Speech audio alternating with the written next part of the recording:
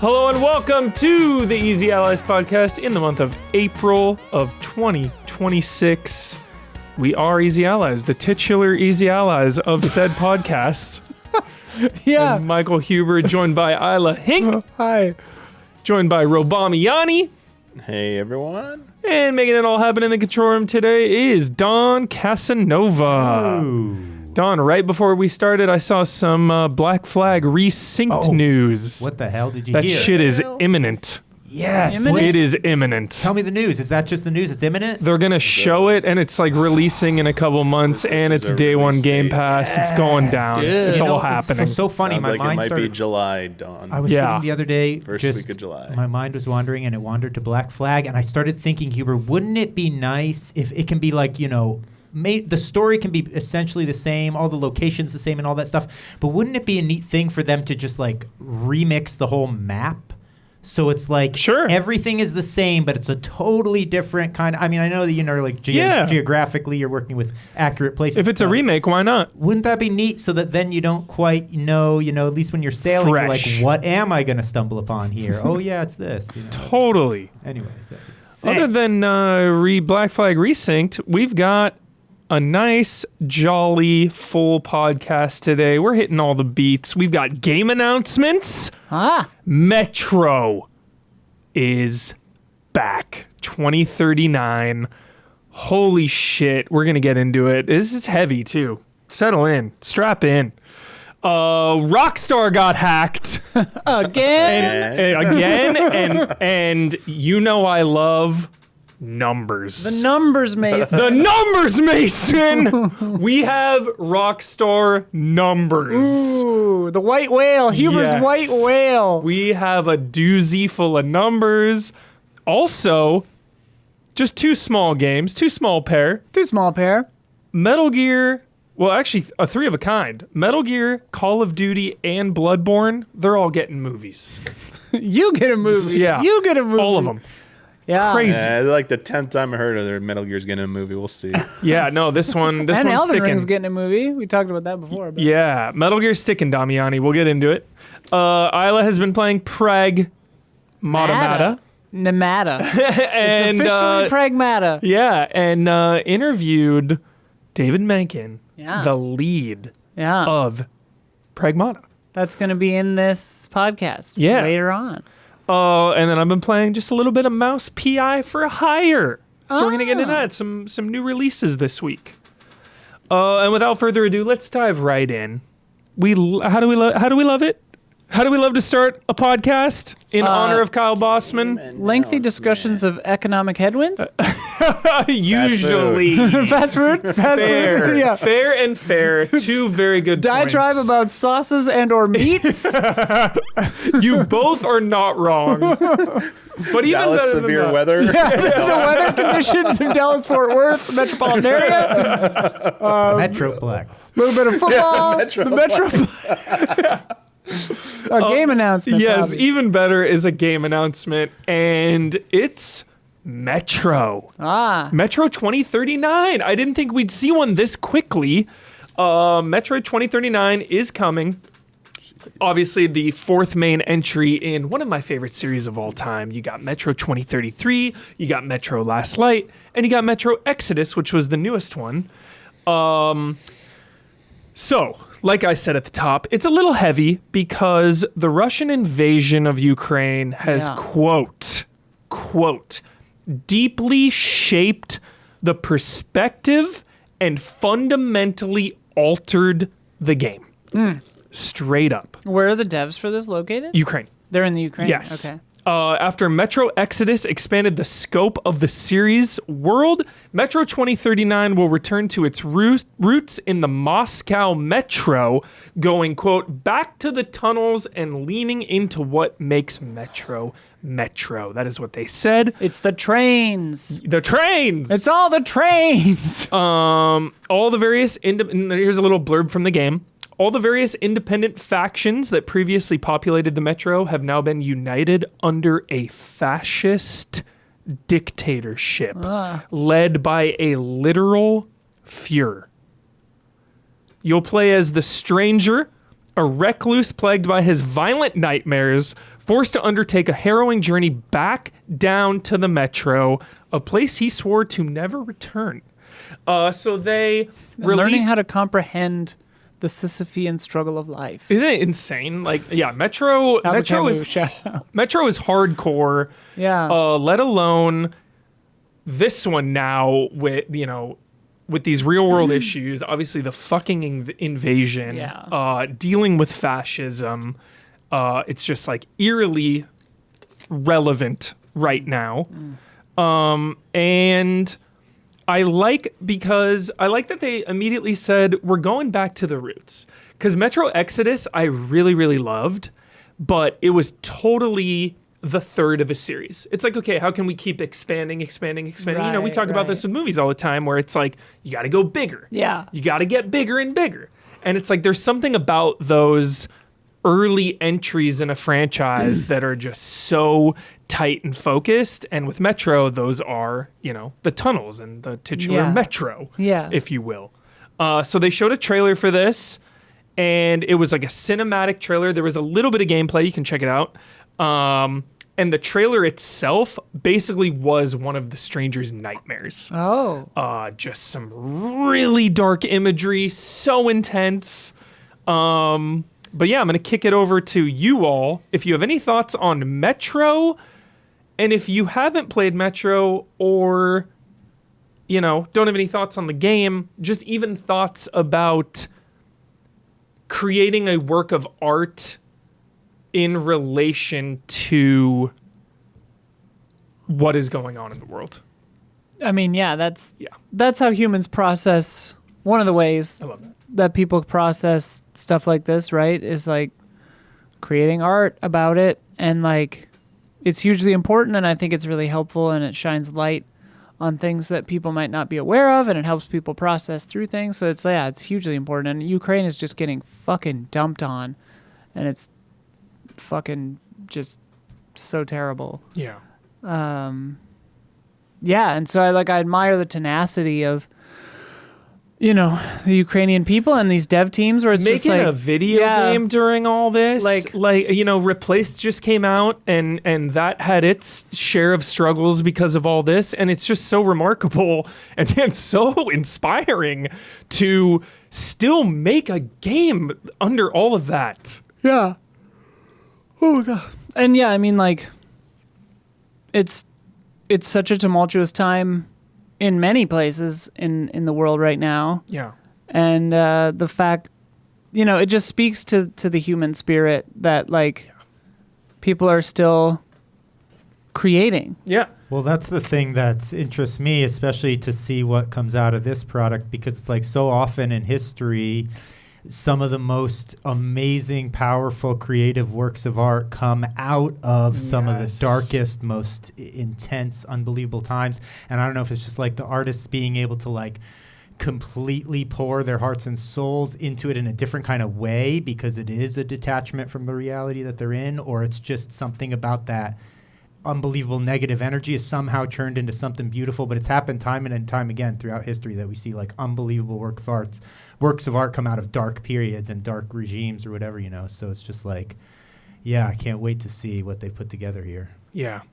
And it just speaks to how important art is,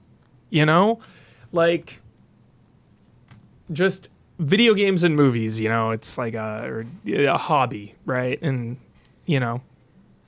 easy to dismiss. Oh, it's just a movie. It's just a game. But, when stories like this come out and you're putting your heart and your soul into this work to reflect real struggles, it just shows the power of the art. And I love that. You were going to say something, Damiani?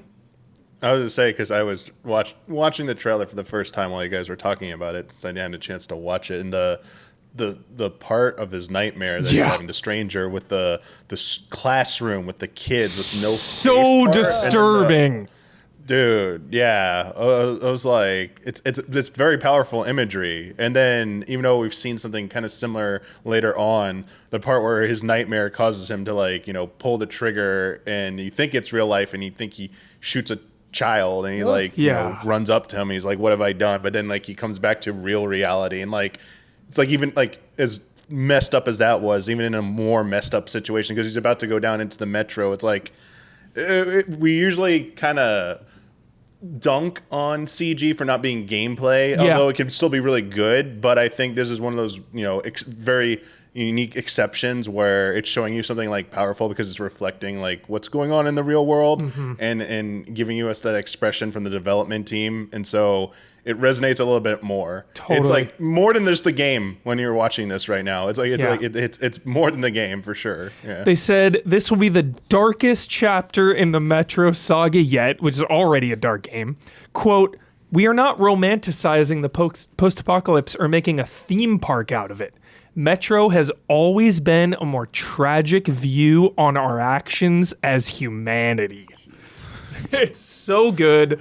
Highly recommend this series. I'm pretty sure they're on Game Pass or somewhere. Like, you can get this whole trilogy for pretty cheap. They remastered definitely Last Light. I think they remastered 2033 as well. And if you're just unfamiliar with the series, it is a first-person shooter, but it leans way more into survival horror. So you cannot go in guns blazing all the time. There are human enemies. There are monsters as well. It's like The Walking Dead style, where it's like, well, we live in a zombie apocalypse, but the humans are actually the biggest threat. Like, they are the most sketch. Yeah. Like, oh, it's just a zombie, whatever. Oh, it's a human. Look out. Yeah. They showed a little bit of gameplay in the trailer, and we saw, a ruined metro station. There's like a radiation mechanic, of course, because this is post-apocalyptic. Yeah, the watch, checking your watch. Or whatever that device is, yeah. Yeah. I don't know if it's just a regular Geiger counter or something, but yeah, that looked cool. Yeah. So yeah, Metro coming out. Who knows when? I'm surprised we saw like a full-on trailer and a little bit of gameplay already. Yeah. And yeah, we will be looking out for it. Metro. Any other thoughts? Has anyone, this is unrelated, but I was just thinking about Geiger counters. And has anyone ever done a Geiger counter, like an HR Geiger? And it's like, oh, a bunch of weird alien dicks over here. Like the Geiger counter's going crazy. Anyway. Or every time I pronounce it, like I say it out loud, I'm like, wait, which was it? I think it's HR Geiger. I think that's how you say it, but I'm not 100% on that. It's a real pragmata situation. It really is. Designer. Yeah. They say it's coming out this winter already. So This winter? yeah. Well, that's nice. Yeah. Reality forced us to take a different approach, told from a uniquely Ukrainian perspective, but this is still a Metro story in the Metro universe. So Oh, I'm not breathing. I keep yawning. So just something a little extra on Metro this time around. Yeah. I will be eagerly waiting. Well, yeah, like that and Stalker and everything. It's just like, it's crazy. Yeah. All right. Into more fun and also not fun news. It's kind of fun. With these guys, they make so much goddamn money. I know. It's just kind of like, whatever. Who Get the fuck hacked. cares, right? Spend some of your bills on it's part of, fucking like, better the security. reputation. If you're that big, you're gonna you have this stuff happen. Yeah. So Rockstar has been hacked. And nothing about GTA 6. So there's nothing there. Zero. This was more about GTA and Red Dead Online financial numbers. So, earlier this week, the hacker group Shiny Hunters. Shiny hackers? Shiny Hunters. Shiny Hunters. There's hunters. That sounds like a Pokemon Says shiny group. hackers in here. Yeah. Is it? You wrote shiny hackers and shiny Shiny Hunter. hunters, No, so it's I Shiny don't know. Hunters. Okay. It's Shiny Hunters. They released a massive amount of data because they held them ransom. They were like, "Yo, you better pay up, Rockstar, or else we're gonna leak information." And Rockstar is like, "Yo, we don't negotiate with hackers. We don't negotiate with terrorists. We don't negotiate with terrorists." Air Force One, starring Glenn Close and Harrison Ford. Yeah. Every 90s movie, that was like the line. We do not negotiate with terrorists. Yep. Get the hell off my plane. So I think one of the biggest pieces of information, obviously, is how much GTA Online makes a day. Jeez. Would you like to know? Would you like to know more? Yes. Yes. I'd buy that for $1 million. $1.3 million a day. Oh, that's walking around How do they money. do that? Explain how it makes that much money every day. I Well, wanna know. this is crazy because all this info came out, Don. There's so much info here. Only 4% of GTA Online players spend money. Yeah. And it is making whales. over $1 million a day. Holy crap. 4%. 4% of how many? There's a lot. Exactly, of of people playing course, GTA of course. Online. Like people say, like Fortnite's the one to chase. We've had it all wrong. Like GTA Online is what you were supposed to be Right. chasing, right? Yeah. Everyone got it wrong. Rockstar's Yeah. over there winning in silence. Like, Yeah. okay, Fortnite, your collabs. Like, Yep. we're- I'm looking to see how many people a day play. Yeah, Yeah. it'd be neat to figure out It's mathematically like the an big, one of the average biggest of like how categories much are those people actually consistently on spending. Twitch. Yeah. I bet these yeah. are 4% The- like, whales. Well, the RP most- is huge. There are there. 66,000 people currently playing. The biggest whale, Grand Theft Auto Don. 5. The biggest whale was on Xbox, and one Xbox player has spent over $1 million on GTA Online. Personally. Personally. One person. One person, yeah. Was the biggest. That was the biggest whale. So How people do you- aren't people aren't spending like 5 or 10 Some or million or celebrities something maybe, yeah. insane, but somebody did spend $1 million fucking Oh dollars. yeah, I know that person. They were in front of me in line buying Lorcana cards last week. I told you about. I told you about them. $2,000 $1,000 in Lorcana cards. Lorcana. Casually. Yeah. Lorcana's new too. That's like a lesser known. I mean, Disney's a huge quantity, but So this game came out in, 2013. Online was a little later, so like let's say 2014. From September 2025, over 10 years since Grand Theft Auto has released, the average weekly income is almost $10 million a week. I mean that puts it in perspective when people are like, because we've heard rumors that like, oh, the budget of GTA 6 is $1 billion or whatever, and it's like, Sure. it must be. Sure. Why not? Why not? Smoke them if you got them. Yeah, why not? These You're guys have it. $10 million a week. Yeah. To compare in the same period basically to Red Dead Online, because this hits really close to home because I was ready to commit hardcore to Red Dead, Yeah. and they just stopped supporting it. I mean, the support for that game online was just so minimal. GTA Online makes about $10 million a month or a week. I'm sorry, Yeah. a week. Red Dead 500,000 Still. A week. a week. I 500K. mean, Still insane, of course. What's but crazy compared about to that, 10 million. Right, but like what's crazy about that is like that's like more than some like that's more than an indie game will make ever sometimes, right? Yeah, Like yeah. that I know. and they're just like not good enough. I know. Which obviously to their scale it's like all right, sure, fine. That's if it's 500,000 a week versus 10 that's like 5% or whatever that math is. Yeah. But like still, like that's enough to hire a team of like 20 people And they're still laying to people just off. like yeah, right. It's This is insane. the take home is like Yes. they have this kind of money and they're still just firing everyone every day. So PlayStation is rumored to be like the primary lead, obviously, of GTA 6. A lot of us were thinking, oh, it's just because of, PlayStation 5 versus Xbox Series X. It makes sense because they're doing so much better than Xbox.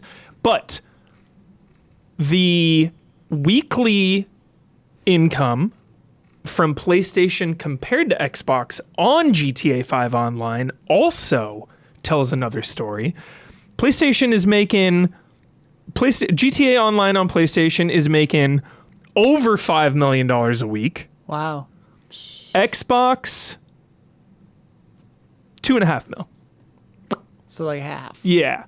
PC, $265,000. Wow, that's way lower. So, and that brings up another story of like they're not PC. launching on PC right away. Yeah. They're prioritizing consoles Well, and So workarounds. And on PC you can just mod it. Yeah. and mod shit. So only What is there like I know you can get shark bucks or whatever and you can buy apartments and cards, clothes yeah. and whatever, but like how's there enough stuff that one person can spend $1 million in GTA I know. Online? I know. Like, what are you buying? I know. What are you buying? What are you buying? Yeah, like There's like all these, no judgment. I'm honestly curious. There's all these side businesses, of course. They always update it like with new Upgrading. jobs and new things. And it's like, okay, this new DLC came out for online, and to be able to even take part of it, you need to buy into the business Whoa. with Yeah. your money. Whoa. So, Everything costs yeah. money in this game. Everything. Property Crazy. and Yeah. upgrades. Yeah. You buy you can spend like currency on like weaponized vehicles, like vehicles. Can you buy weaponized hallucinogens, Damiani? People passing out weaponized hallucinogens. So one of the final numbers, here we go, from 2014 to 2024, how much has GTA Online made? It's total From when? lifetime? Yeah, from 2014 to 2024. That's not even like the most current. How much has than- Grand Theft Auto Online made? Well, it's Has it broken $1 billion? Oh, I It- bet it's like It, Several billion. it 10 billion. absolutely has broken $1 billion. I will I'm say gonna that. guess 8 billion. 10 billion. 8 billion. I mean, I saw it. That's a really good guess, Don. I'm gonna guess 5. It's close to 6. Yeah, it's close to 6. It's Okay. like 5 point something. So, That's pretty insane. I mean, yeah, we always, we talk about movies all the time, Isla, of course, as we do. Patreon.com/reactionshots. This month we're talking about cyberpunks and futures past. We're talking about hell futures, where the year that they guessed is now in our real life past. This is so good. It's so, That's what we're talking about on Reaction Shots. We got to figure out when we're gonna film that yeah. this weekend or We something. got it. Yeah, we got to figure it out. So we were talking about the budget, and you're like, oh, if it costs $1 billion to make, Yeah. I mean, $1 billion of $5 billion is only 20%, and that's just GTA Online. That's not even counting how much Right. GTA has Right. made the game itself properly. has probably made $1 billion more Yeah. in sales. So we're up to like 10 bill, and if the game is if GTA 5 6 has is been in top 20 of the Exactly. MPDs forever. yeah, forever. Yeah. Like it's dipped out like maybe a couple times. Yeah. So if you're spending like 10 or 20% of your profits to make a sequel, even though it's $1 billion, still makes sense. Now it makes sense. Well, It and makes also it's sense to just, me. like, it's also like when people theorize, including us, like, and I've heard some things from people, whatever, I'm not going to get specific, but like, when we theorize game budgets for big, huge AAA games and we're like $200,000-$300,000, I think that's low. Yeah. I think it's $600,000, $800,000 Yeah. $1,000 for some of these huge big games. And when you think about it, it's like, You mean especially million? 800 million. or- 800 million, yeah. Yeah. $800 million. Like for some Wolverine, stuff. Wolverine, I'm imagining now at like 400-500 Oh, mil. it's gotta be up there. 400 or 500 million if not more than Oh, that. I bet like, more. Yeah. it's Yeah. probably more. Like, Yeah. that's what I'm saying is like all of these are like, they cost so much money, and it's like years of hundreds of people's salaries, right? Yeah. Because a game takes 5 times longer than the movie or whatever. Yeah. Especially the AAA games. It's like, okay, if everyone's getting paid $100,000 a year, There's only whatever. 10 people and it's $1 million. Yeah, It's exactly. ridiculous. And it's like that's If you're crazy. so right. like And it's like 60 hundreds or of 100 100 200 person team You're for so 5 right. years. That is crazy. And also like some of these C-suite guys are getting paid way too much. more Way than too much. Like 100,000. there's probably guys getting paid $600,000 a year, $1 million a year just for fucking sitting on the phone making calls, doing whatever the hell CEOs do. Every The boardroom game costs that $1 billion. Huber hates. Yeah, like everything is priced so insane in reality right now. yeah. Like, God. It makes me I've heard you guys talk about the sick. price of fast food enough times to make my head spin. It must be bad. It must be It's high. real bad. Also- it's pointless. yeah. Fast food is pointless. Don't also do Grand it. Theft Auto is like You the either music go to a licensing is restaurant huge. or you just make your own food. Fast food is literally pointless. American food is bad. Yeah. Anyway. Shiny hackers used a cloud server software exploit to gain access to private Rockstar Games files and data. So, protect your cloud. Yeah. This is a $10 billion company. What are you doing letting hackers in? That's what's What are also you crazy doing? is like obviously the more successful a company like this gets, the bigger a target they become are. Shouldn't they have obviously. an army of like anti-hackers? Right. Like, White hats or whatever it's called? But like It is kind of funny, especially with like those things with like the new models of like AI or whatever that they were talking, like Mythos or whatever, when they were like, yeah, I'd found exploits in everything, hundreds of exploits in everything from like 20 years ago. And I'm just like, Jesus Christ. Hank Green has a good video about that. Insane. It's crazy. But yeah, there it is. We love numbers. We love to know these things. And I feel like we should know these things. Yeah. Like, why are we keeping these numbers a secret? Like, I get Capitalism. Sure. And I get that it may change the way now we all look at Rockstar and GTA Online. But still, I think it's important information, and it's like not hurting anyone. I mean, I guess you could say there's a little brand damage, maybe, but like movies share their budgets all the time. That's what I was going to say. They're more secretive now than they have were. been more secretive. They're much more secretive. Like there was a time when like Box Office Mojo just had every budget, had now every it's like NA. domestic gross. Now, like Yeah. I want to say more than half of the budgets on there are estimates or not on there at all. Yeah. And like some of the ones you have to be an IMDb Pro to see them, and I'm like, ugh. Yeah. Ugh. Check Reddit or something. Yeah. Like, what's the budget? Yeah. But also, like, yeah, if you are able to get a ballpark of the budget for a movie, the stated budget, you basically have to double for marketing as well. So it's like not even totally reflective of the outlay of cash. Yeah. But yeah. What were you going to say, Don? Oh no, just that like movies and and athletes and stuff. It's like such a commonly discussed Athletes, like great with call. sports, isn't it insane how it's just such a common thing of like Yep. we're discussing this guy's contract and this guy's Right. contract, and it's like what other industries? Yeah. But for entertainment, it seems like it's out there a lot. Even with movies, it's like yeah, they hide the marketing budgets and all that, but like still, very often movies will put it in there as like almost part of their PR. But games are so secretive. Not sure why. I don't know. Yeah. Well, that's why, like, you know, if you're working in a corporate setting, like, and they say, like, don't discuss your salary with other employees, that's oppression. That's not Yeah. a law. You're allowed to talk about what Talk you're about making. it. In fact, you should talk about what you're making. Everyone say. Yeah. Tell everyone you work with what you make and what... Unite find out what against they the make. corpos. It's the man doesn't want you to talk about that because when you find out that person A is making twice as much as you, Yeah. you're going to be mad and want to make the same for doing the same job. Yep. Anyway.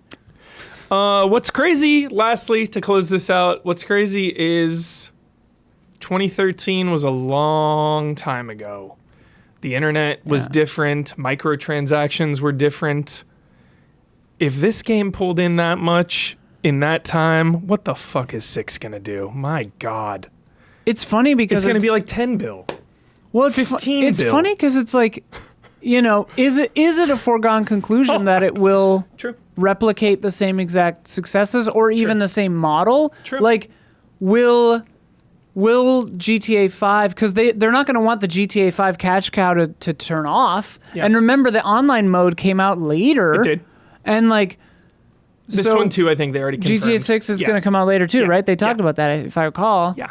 But like, obviously Rumors, they're all going to do rumors. it, and obviously they're going to want to like make it as good as it can be. But the thing I'm wondering about is,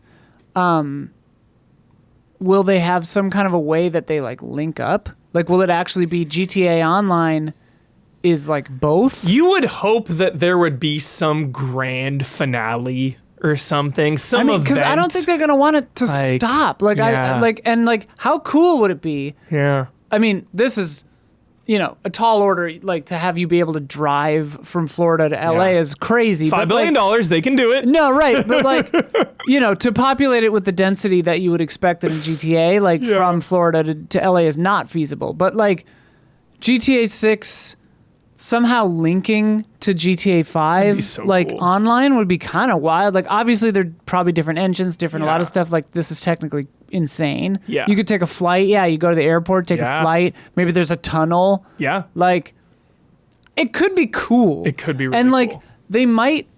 I wonder. I'm so curious what they're gonna do because it's like obviously that might not be the solution, but like it seems crazy that they would want to just shut because it'll eat 5's lunch a little bit to have it come out in 6, right? Which like it's the same. You're paying the same piper, so maybe they don't care, but like. I assume they're gonna try to have their cake and eat it too. Yeah.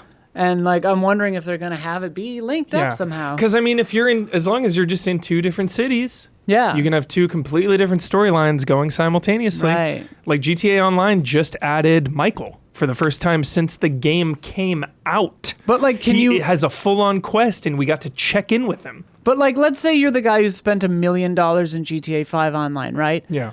Can you put that? Can that character walk on a plane and fly to Vice City? No guarantees. Right? No guarantees. Or are they going to make you start all over? Like, Yeah. It's wild to think about. Like, Yeah. the scale of this is so crazy. I always like a fresh start, even if I was a whale. Brand new game, brand new era, fresh start, I think is the best way to do it. Yeah, But- we'll see. Yeah. I'm just really, I have no idea. Like, It's exciting. I'm just curious. It's so exciting. There will be another GTA question from the patrons. So stick around and become a patron so you can hear that. Oh, Alrighty, next up. Movies are all the rage. Video Movies. game. Movies are back. Saw some shit about Gen Z carrying the box office. You see this? carrying the box office and carrying DVD rentals and purchases. dude. Yeah, Yes. this tracks because Thanks, Gen Z. Well done. I've heard that, and I've been doing it myself. Like a move back into like physical media, analog media. People are like Sophia's best. watching a bunch of videos a while ago about like how to like get a refurbished iPod. Cool. And like just listen to music unplugged from streaming services, you know? Yeah. Because like we quit Spotify like a year or 2 ago, and like that was kind of harrowing for a little while because it's like, well, she was on Spotify initially, I was on Google Music until Yeah. they shut that down, and then I jumped, but like, Jump ship. and now I'm back on YouTube Music, baby, like whatever, until Qbuzz fixes their fucking CarPlay. What the hell is Qbuzz? Qbuzz, is that what it's called? When they fix their CarPlay, I'll come back. Make your CarPlay work. CarPlay. Anyway. And then there's Subvert. You'll be able to get Island of Net on Subvert when that comes out. It's like a community-owned Bandcamp. Anyway, seems yeah. chill. People are going back to analog, so that actually makes a little bit of sense. I love that. Because for a long time, we millennials are accustomed to being blamed for the death of everything. Always. Millennials are killing whatever. Gen Z people were like, they just look at their phone, they never go to the movies, blah blah blah. So I'm glad to hear that that's not Yeah. true. Yeah. I mean, they're the ones on their phone in the theater, but as long as they're there, yeah, it's this fine. is the other problem. Yeah, it's fine. People That's don't a whole behave. nother- yeah. It's not fine. It's don't not fine. fucking talk. It's not fucking Don't fine. fucking be on your phone in the goddamn movie theater. Yeah, it's unacceptable. Don't come if you're just gonna be loud and annoying. I've literally said the first thing I would do if I was if I won the lotto Cobus? or if I was a billionaire is open my own theater with absolutely no concessions whatsoever. And if you talk or use your phone one time, lifetime Shot ban. in the head. Lifetime ban. You will never return. You should only sell That's it. one ticket per auditorium. Also, like sell out at one. Yeah. One seat. Very familiar. every auditorium is the same Familiar size. about this. Same size as a movie theater, but there's just one chair in the whole room. The entire giant. It's a little bit like Cartman Land. It's like 140 Park just for me. No one else. You all can't come, and then you advertise it. It's like my insane. theater, but you can't come. You can't Showtime's come. here. Good luck. So Showtimes good. are whenever I walk in.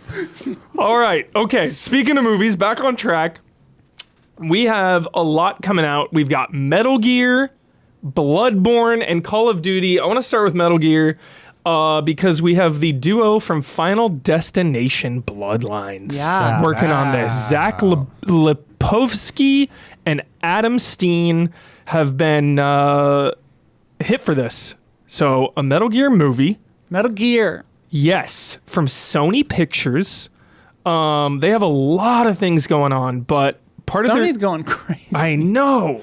Part of their deal is they will direct Sony Columbia Pictures adaptation of Metal Gear Solid. It will be the first time the blockbuster title would be brought to the big screen, which is crazy, taking this long.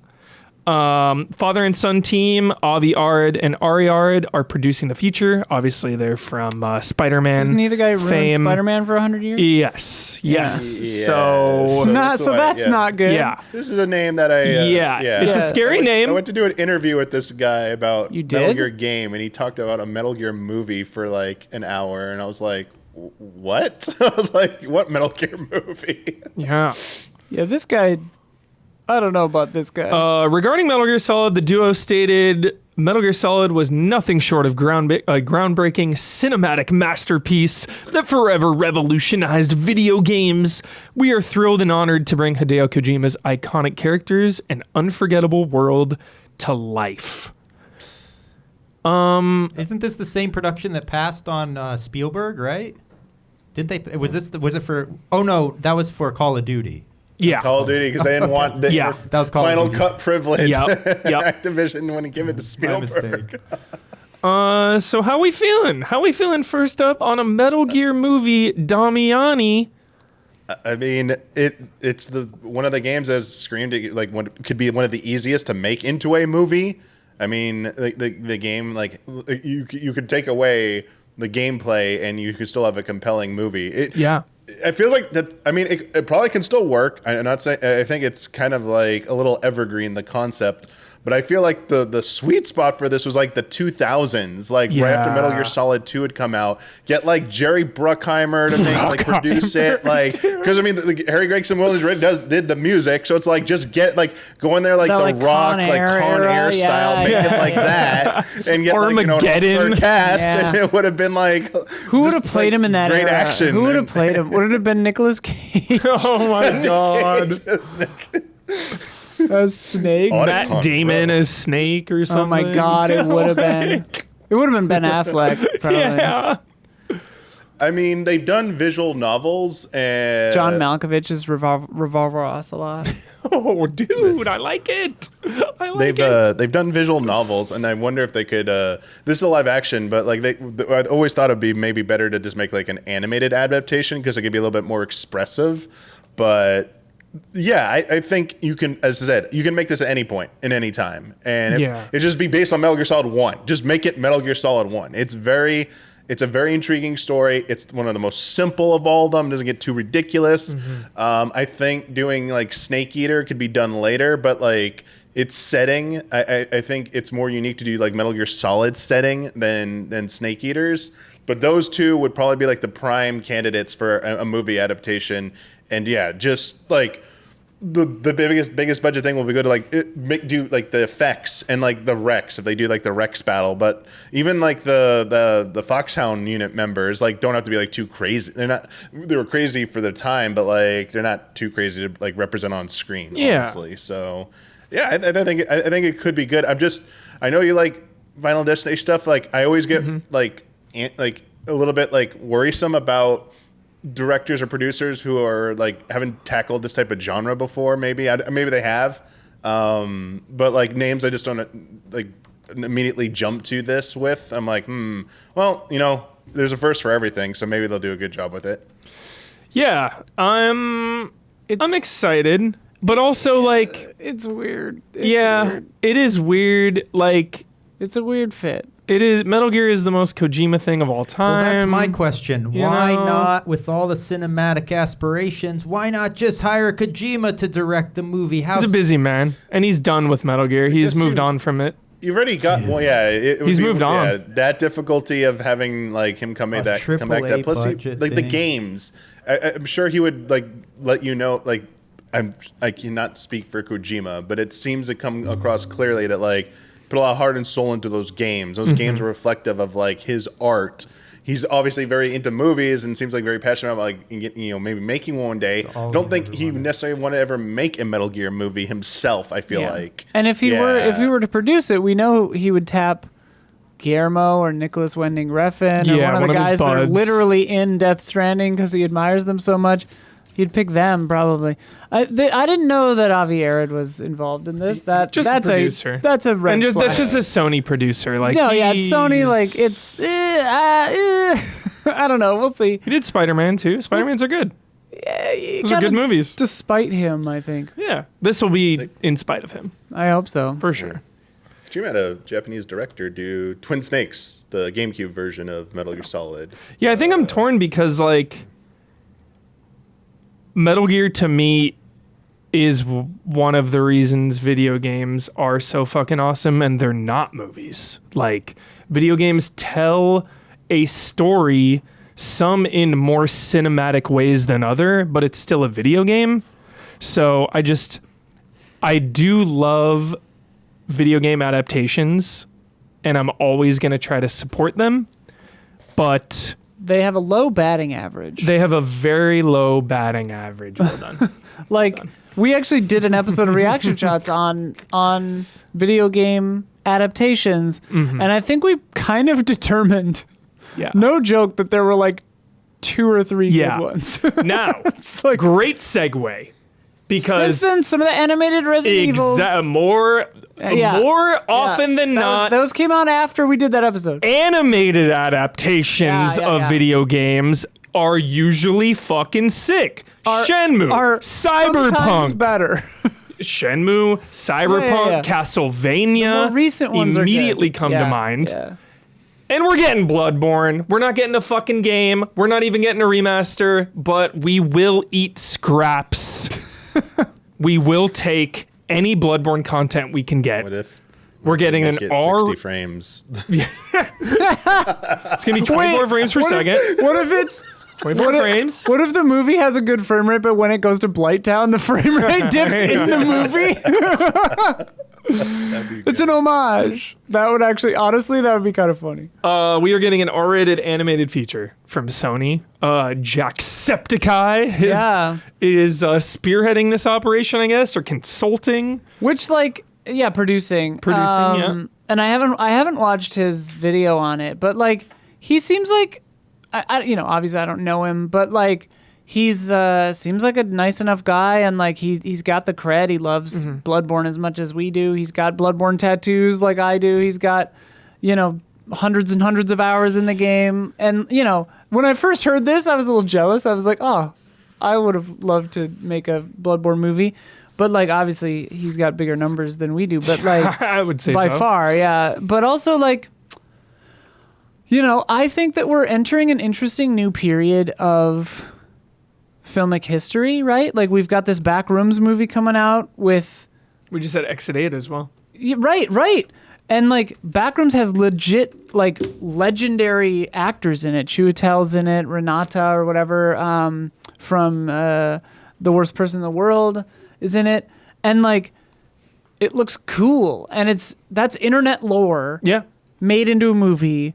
And the person who is a big part of that internet lore is making the movie. Which is and cool. It's like, we're in this new era where it's like this kind of stuff And then Markiplier's Iron Lung, which I haven't seen, but I don't know. But and as someone who is ostensibly a YouTuber who wants to make films, more power to them. I hope that it works out. Fuck yeah. All I want is a good Bloodborne. Same. Anything like Animes you are said, good. we'll eat scraps, and like. Animes are good. Yeah, do we know if it's going to be CG or if it's anime style, or do we know the style? I think it's animation, like not CG. I Hand think it's drawn. hand drawn, yeah. Or appears to be hand drawn. Yeah, I mean, what I think it'll be concerns cool. me is classic corpo bullshit. They don't know what the fuck they're doing. They don't know. Yeah. Sanford Pantic, president of Sony Pictures Entertainment Motion Picture Group, promised during the studio's CinemaCon presentation that the long-rumored film will be, quote, very true to the gory spirit of Bloodborne. When I think of Bloodborne, I don't think of like gore, blood, and guts. I mean, it's very It's a gory. bloody game, and there's blood in the title, and you're drinking blood vials. But like, Think about the blood-starved beast. yeah, It's flayed open. yeah, yeah, Shoko. Like all right, this, all right. this movie could be like, Ninja Scroll Berserk levels of depraved. Yeah. And it would be true to the source material, like it would. And what's one of my favorite things to say ever? Creator's intent. It's got a pulse. It's got a pulse. It's got a Bloodborne has a fucking pulse. Remaster, sequel, remake, whatever may go down. Here we go. Nothing spurs Sony into making a re-release of something like cross-promotion opportunities. Yes. So We have a pulse. There's a pulse. The real question to me is like, and unless I haven't read this thing that you linked, but like, what the fuck are they gonna do with the story? Like, Yeah. because Following a hunter somehow, yeah, because like obviously, is the you know, way. I have a friend who works at Sony and handles some of the licensed stuff, and I was talking to her about, this kind of stuff, and I was like, yeah, what I would do for a Bloodborne is probably like a real time kind of like trying to get from one place to another. Like some of the comics have a more kind of intimate tone like that, where it's like just a hunter trying to get someone or get to somewhere, get someone somewhere. Like you could go that route. Yeah. I'm curious if they are gonna try to tackle the whole lore of everything, and I'm like, that seems like too much. I think the best way to do it is just classic narrative trope of Jessica! Man is looking for dead wife or something. No, I mean, I even think more tropey. Wakes up in the middle of it happening. Yeah. He's like, that's how it starts, He's like, what's going on? Where am I? This wasn't like this yesterday. Oh, they gotta survive. Like an Izukai thing. Chad is saying 20 days later. Oh, yeah. Chad is saying like Vampire Hunter D vibes, Sure. Or Predator Badlands vibes, and like I like both of those directions. I mean, there is Castlevania. There's a lot of moments like that in the game. Like I think about when you go into like old Yarnum and that guy has the Gatling gun on top of the roof, like that's a cool cinematic moment that you could do. Yeah. Yeah, dude, I don't know. And especially in I'm hyped. animation, this could be really cool. I'm way more hyped for this than like any anime. I'm just way more hyped for a video game adaptation. I mean, Yeah. way more than live action. Well, it's interesting that this is a movie and not a series. Yeah. Because, like you mentioned, Castlevania got a series. Like, Shenmue even had a series, Yeah. and Cyberpunk was a limited Yeah, series. yeah. That season Like 2 is coming. People made the Netflix Castlevania, the most recent one. They think they'd be perfect for a Bloodborne. They would. would. Yeah. The film is the latest in a string of video game adaptations, Like we've been saying, Helldivers is coming from Justin freaking Lin. Sony Conjuring wants- and Fast and the Furious. Sony Legend wanted- of Zelda. Sony wanted scripts for everything. They were like, give Yeah. us scripts, give us adaptation scripts for literally everything. I dropped Yeah. that NDA'd lore like 3 years ago. If you find that episode 4 years ago now, maybe even more, 5 years ago, my friend got called into Sony and was like, can you do a treatment for all of these? Because he's like an aspiring screenwriter. And he was doing like Eco, Shadow of the Colossus, all these fucking Yeah. scripts. And now here it's all just coming. Everything's coming. Obviously, we just had Minecraft, Super Mario, so video game movies out of control. And then last but not least, Call of Duty. Coming from, this is crazy. I'm kind of tired of him, but Taylor Sheridan is writing. Pete Berg directing. That guy knows military shit. Pete Berg, good director. Paramount's Call of Duty has a date. It's already dated. It will open June 30th, 2028. Isn't Tyler Sheridan Hell or High Water? Hell or High Water, Wind River, Yellowstone. I thought you loved that guy. I do, but it's just like too much. Sure. Too much. Overexposed. Overexposed. Cut Landman, mobs. There's got about 50 million things constantly. yeah. It's like, dude, Taylor Sheridan, chill. Cut to King Damiani saying to Don, too much. Yeah, too much. Quote, I told everyone we were only going to make a movie if it's right.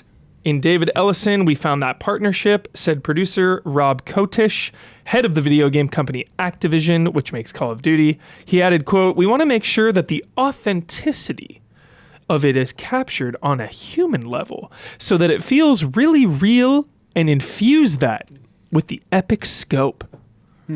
So, yeah, Taylor Sheridan is writing, Pete Berg is directing. This is a series that has sold more than 500 million copies of this franchise.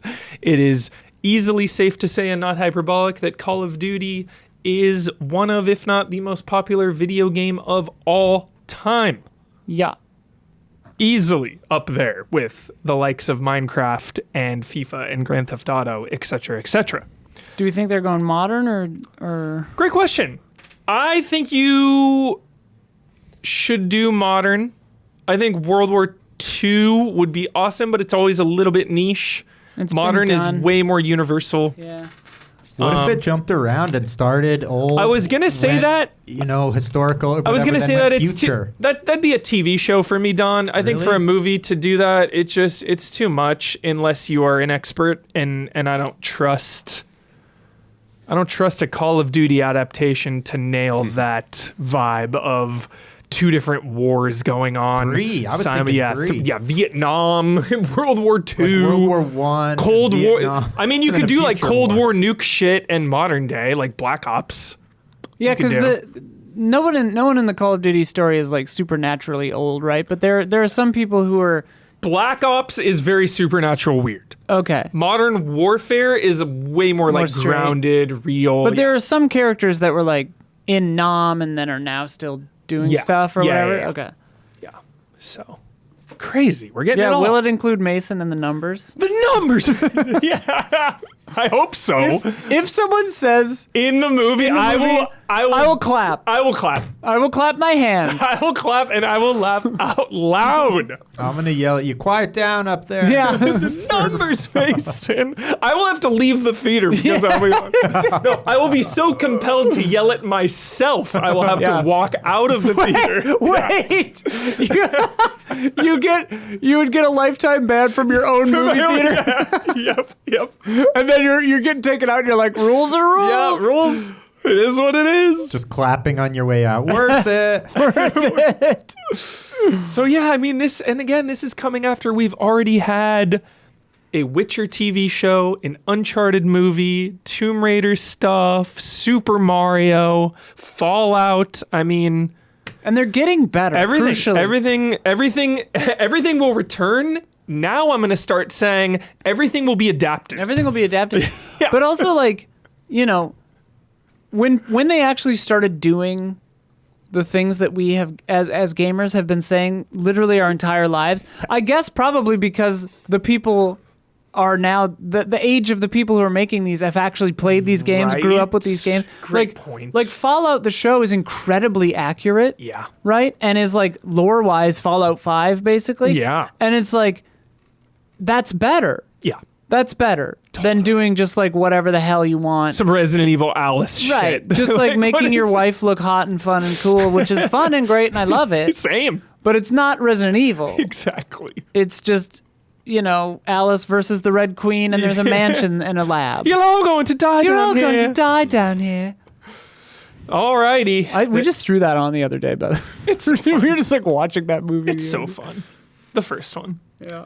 So there it is. A ton of movies coming on the horizon. Oh my God, The Rock the- and Doom, yeah. Horizon.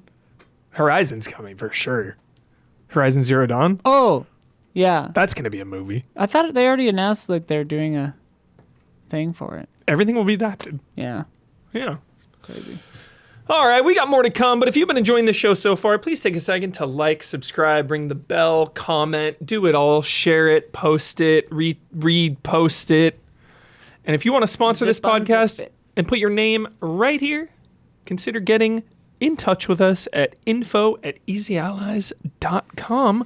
We'll get you all the details. And if you are a patron of Easy Allies, we love you. Thank you so much. 10 years strong. Alrighty, Damiani. It's time for your One Piece. Yes. Yes, Optimus. We are in the infinitely long Dressrosa arc still. Infinitely long. Like used to be like an entire arc which had like multiple like settings, would be like 100 episodes.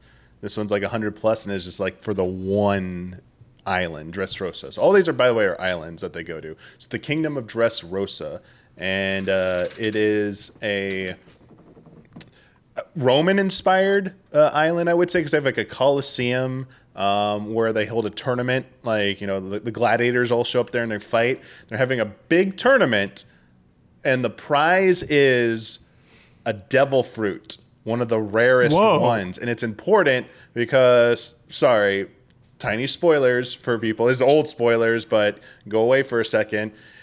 Luffy's brother Ace died. And when you die, you lose your devil fruit power. It respawns somewhere. What? And then Why does it someone else can get respawn? I don't know why that happens yet. It just was told to me that it works like that. So you eat something and then it gives you the power, and then the fruit's gone. It's in you. Like it's like a parasite. It like changes your body makeup and so makes it's like so it's like venom. Like you die and then the symbiote like scuttles away somewhere. I don't know if I don't think it physically. I think it's magic where it teleports. The essence of it teleports somewhere and it regrows. I'm gonna need all the lore on that because that's the first thing about One Piece I've heard that I do not like.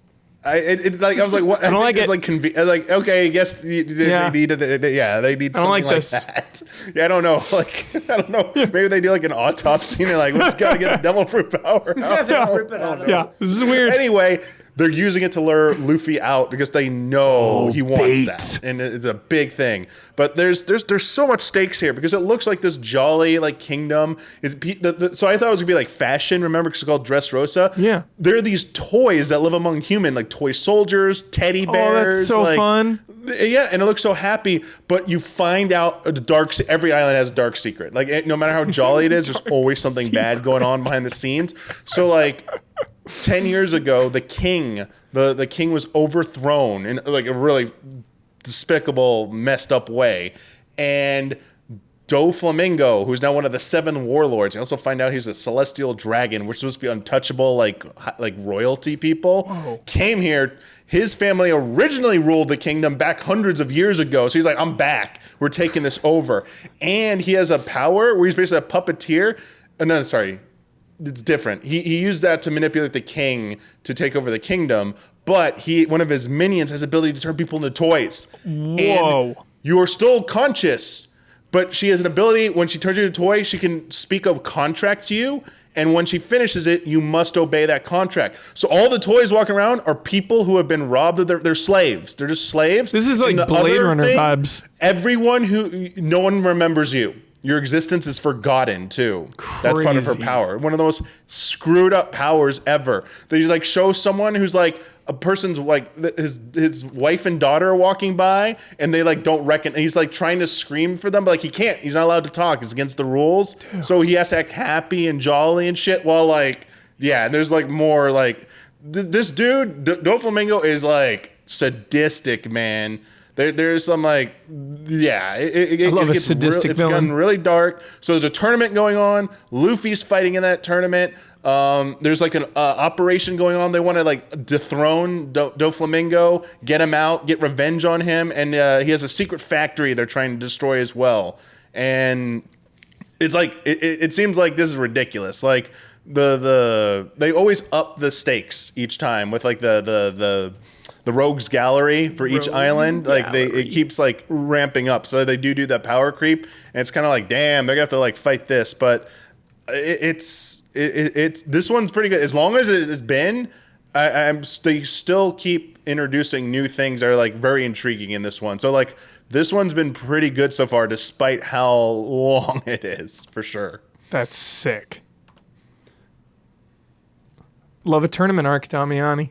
Dude, you'd love it because it's literally battle. It's they have 4 blocks, block A, B, C, D. It's like 150 fighters are put into this ring surrounded by water, like a moat of water, and like you just knock them out of the ring. It's Royal Rumble. Like once you're knocked out, you're out. And so they have all these like all-stars start showing up. It's like hilarious. It's like Hubert would like this part. I love that. Yeah. All right, who's up? I got a quick one. Absolute Batman just introduced Scarecrow. Yo, just highly recommend Absolute Batman. One of the best comic runs I've read in a fucking minute. Every villain is so awesome. It is such a unique Batman story. This is a franchise that has been telling stories for like 100 years, and it is still surprising and shocking and awesome. Absolute Batman. Do not skip. Hell yeah. Yeah. I've been playing a lot of video games. Can't really talk about most of them right now, which is fun. The thing I'm excited about is that Nine Inch Nails is putting out their collaborative album with with Boys Noise called 9 Inch Noise. 9 Inch Noise Tomorrow. And they What? played a set at Coachella, which, fuck Coachella, whatever. It seems annoying. I like that the world has finally turned on Coachella, where it used to be like, oh, it looks so fun. Oh, I'm so jealous. Now it's like, fuck all these people. No, it is all. I've always found it loud and annoying and hot. And I've accidentally been in J-Tree like twice during Coachella, and I'm always like, why is the vibe scuffed? What's happening? Oh, Coachella's happening? Oh. Anyway, but that set seems fucking incredible. 9 Inch Nails with Boys Noise, and the lady from How to Destroy Angels, his wife, Trent's wife, they put on an incredible show, and they're putting out the album, which is awesome because Sophia and I were hoping for an official release of their version of Closer, which they played during the Peel It Back tour, which we saw, and it's such a fun version. Anyway, that comes out tomorrow. We're stoked on it. So midnight tonight, probably. Yeah, I mean, who knows? Let's Nice. see. Maybe it's out right now. Let's see. Love that. Let's DCMA right now. Do it. I'll do it. 9 Inch Nails coming for us. I'll be like, Trent, baby boy. Oh yeah, my one thing too. I finished Life is Strange. Did you I said hate I was it going to give an now? update about that. Do you like it still? I loved it. I really loved it. My ending was definitely not the best you can get. I made mistakes. I regret some choices. Good. There were some casualties. That's all I'm going to say. But I really, really loved it. Not out Hopefully yet. we can do a spoiler mode. We have been in minimal contact with Elise and Blood. We're talking about maybe doing it. They both have not finished it, but they are both aware. Has she started it? I thought she wasn't playing. She has not. She has not started it yet. Blood is trying to convince her, so we will stay tuned for some of that. I would love to do a podcast with Lucy about Nine Inch Nails. We could talk about Nine Inch Nails forever. Don, what do you got?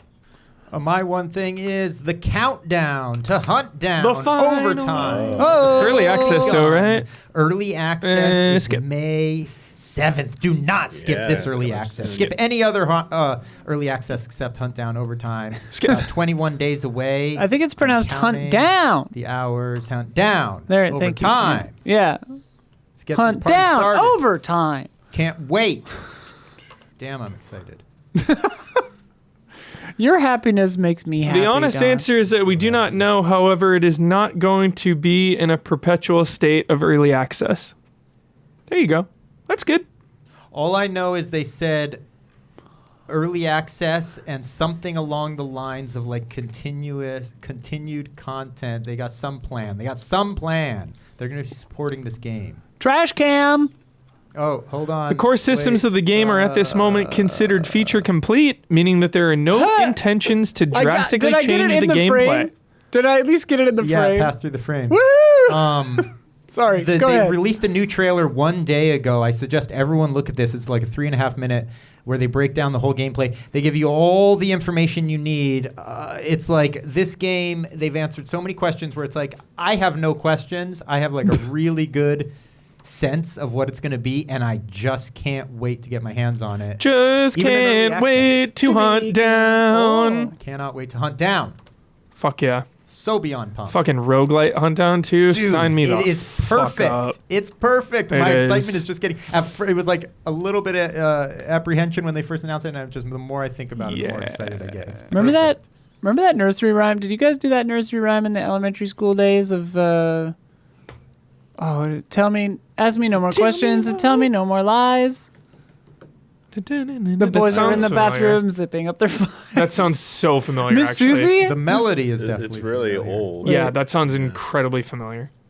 I a worry like variation everything of it. has like a crazy like weird racist like origin. Some or something. insane some origin, fucking yeah. crazy origin. Oh, this web's had a lot of ads on it. All right, Anyway. anybody else?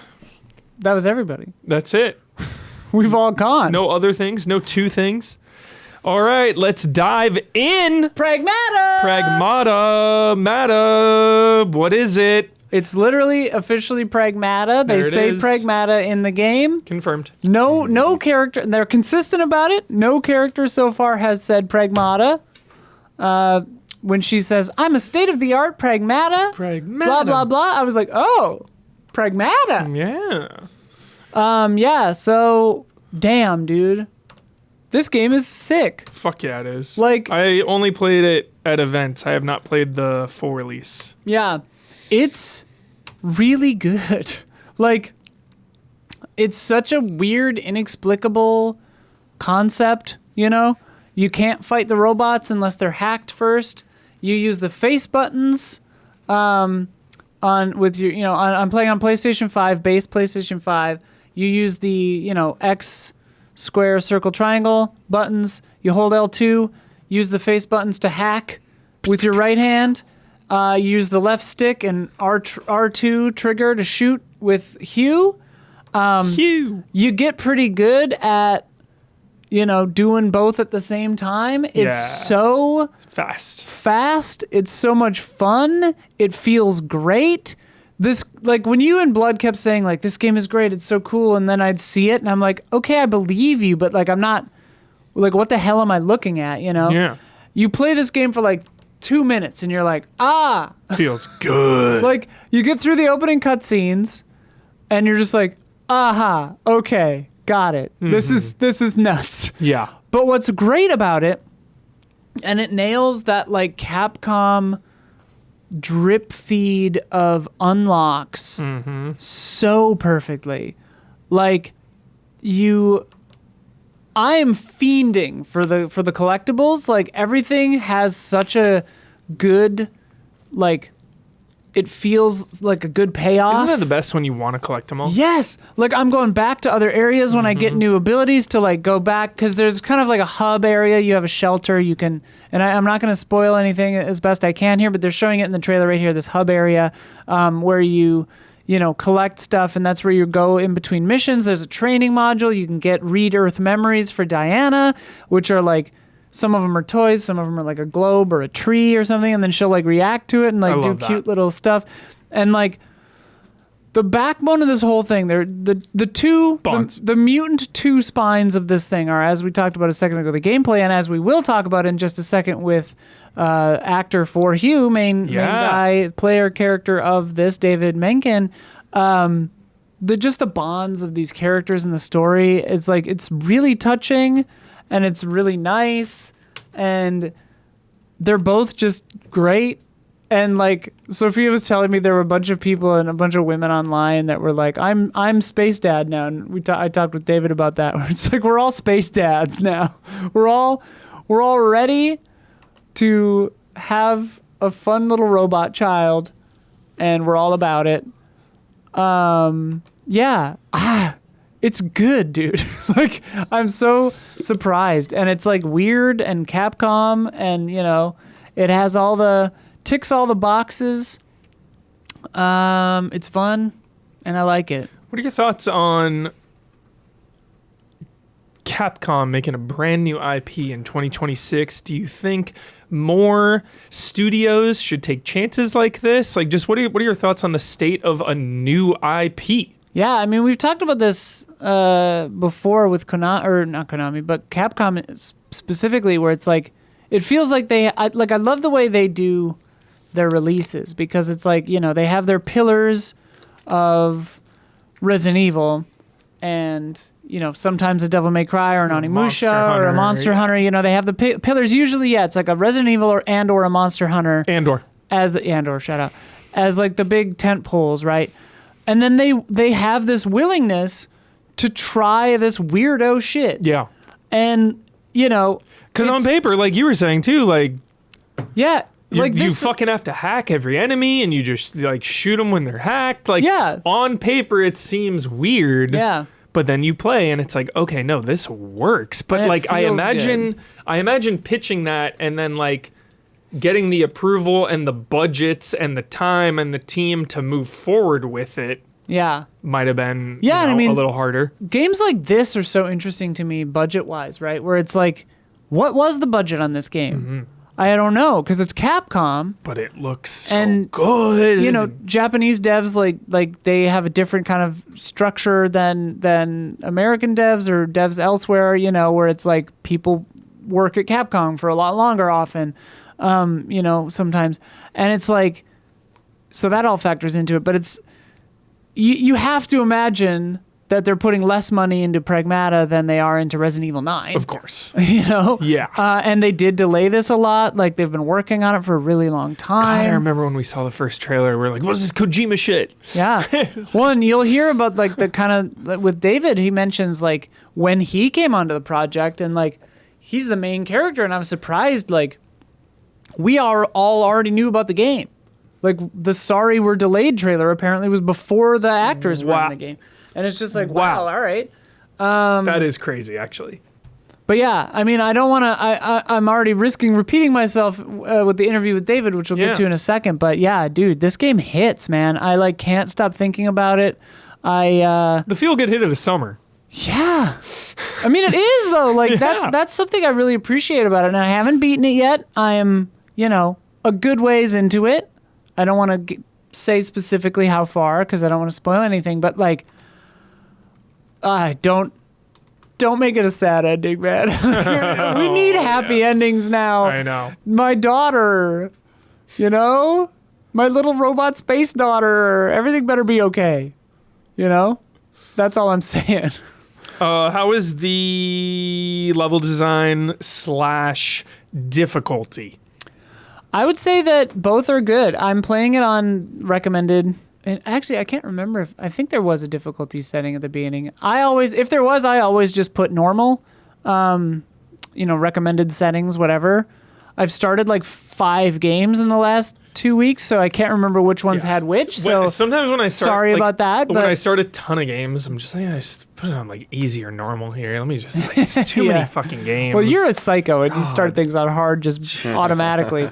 I'm like, let's see how crazy a game is before we. Because you never know. Go nuts. You never know. Sometimes normal is insane. You're like, what is even going on here? Yeah, I'll say that it strikes the perfect balance for me, which is I want to feel just about out of my depth and then succeed. Some boss shows up, you're like, oh shit. Like there are some like, and like I feel good at this game. Like I feel like I'm good at multitasking. I feel like I've set up my build in a cool way. I've upgraded some of my weapons that I like to use in a cool way.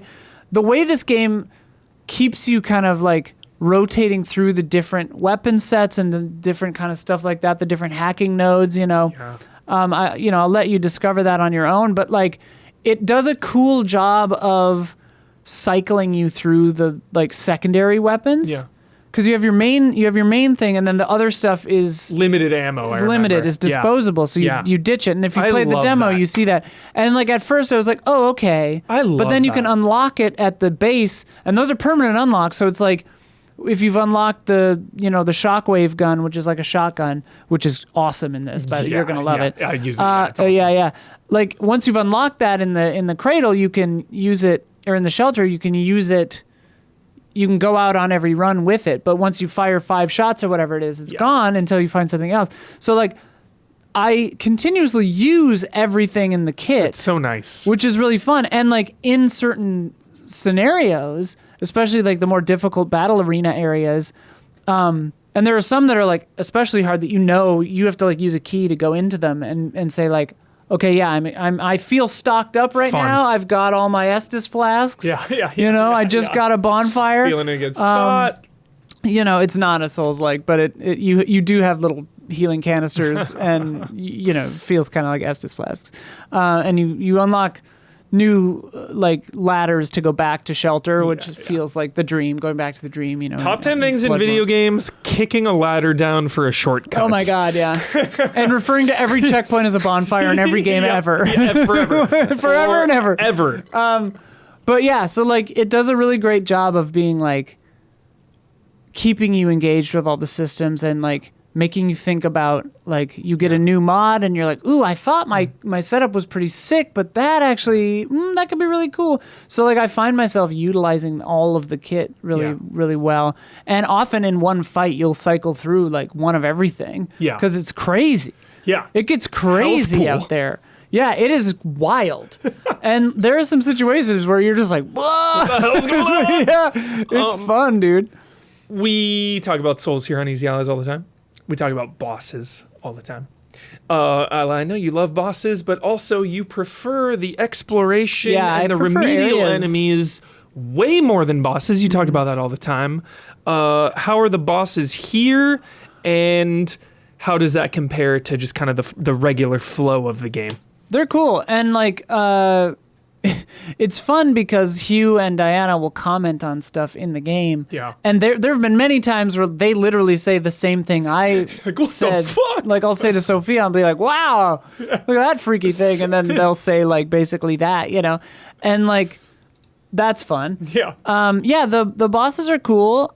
Without getting too specific, they save, and they show a couple of them here in this trailer if you're watching the video version of the podcast, but like they save kind of the bigger freakazoids for, kind of the end of each, area, call it what you will. And they're neat designs, and like so far only one of them has like come back as a kind of regular guy or like a pseudo mini boss kind of a thing. Got it. Like at first I was like, oh, I'm a little surprised they're reusing a boss, but then I realized like, oh, this isn't the end of the area. Got it. It's just like I'm leveled up, like and I took him out pretty easily. I think I've died once, maybe twice, which feels about right for normal. Yeah. I think like you want to feel challenged, but not like die and repeat over and over. Right. Yeah. And anytime you go back to shelter, like enemies respawn, so that's partly bonfire energy, but we love space at Easy Allies. Hell yeah. We love science fiction. I downloaded Elite Dangerous again last night. How is the science fiction of this game? How is the lore there, and just kind of the overall world building? Obviously, we want to avoid spoilers. Yeah. But like, are you, obviously you said you're so invested in the Bond. Yeah. But in the grand scheme of kind of the universe and the lore of it all, is that hitting you? It's really good. Yeah. And they show it in the trailer here. There's like, basically like, they can use Luna filament, like moon dust, to 3D print anything they want. Shout out to Moon Dust. Yeah. And so the game kind of takes place on a base that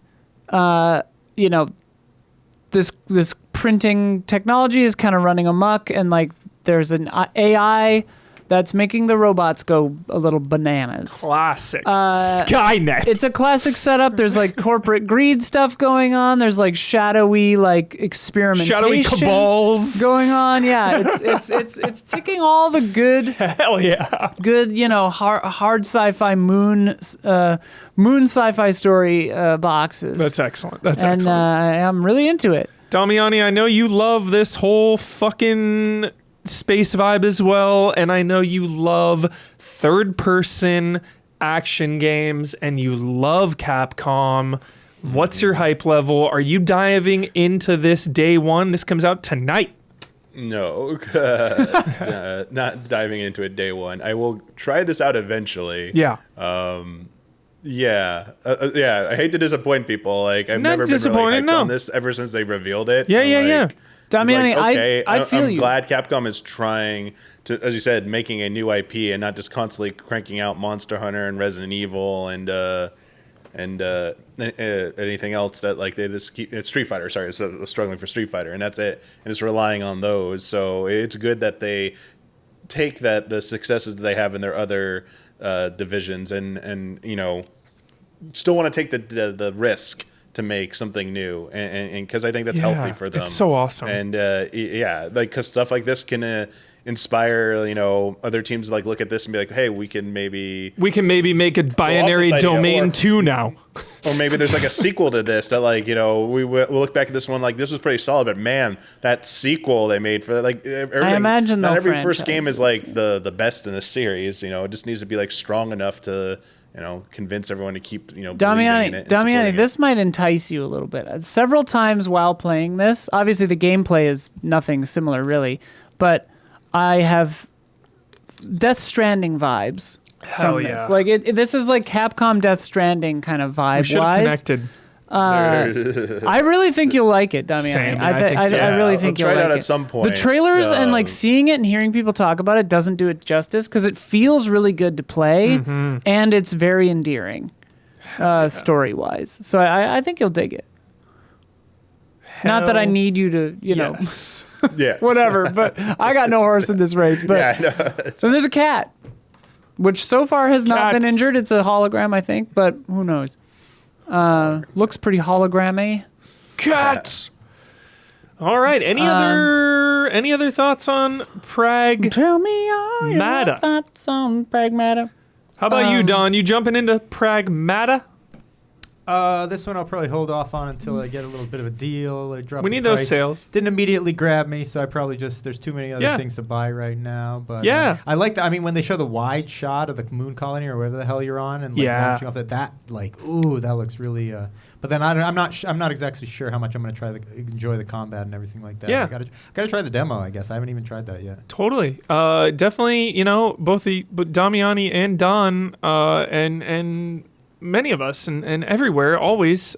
I just think of the state of gaming for a full price $70 game. Yeah. And how you really need to be sure, not only sure, but like it really needs to speak to you. Yeah. Yes. To really buy in on that. Yeah. Just because of one, we're all busy. And then two, there's just so many games. There's just so many other things in life.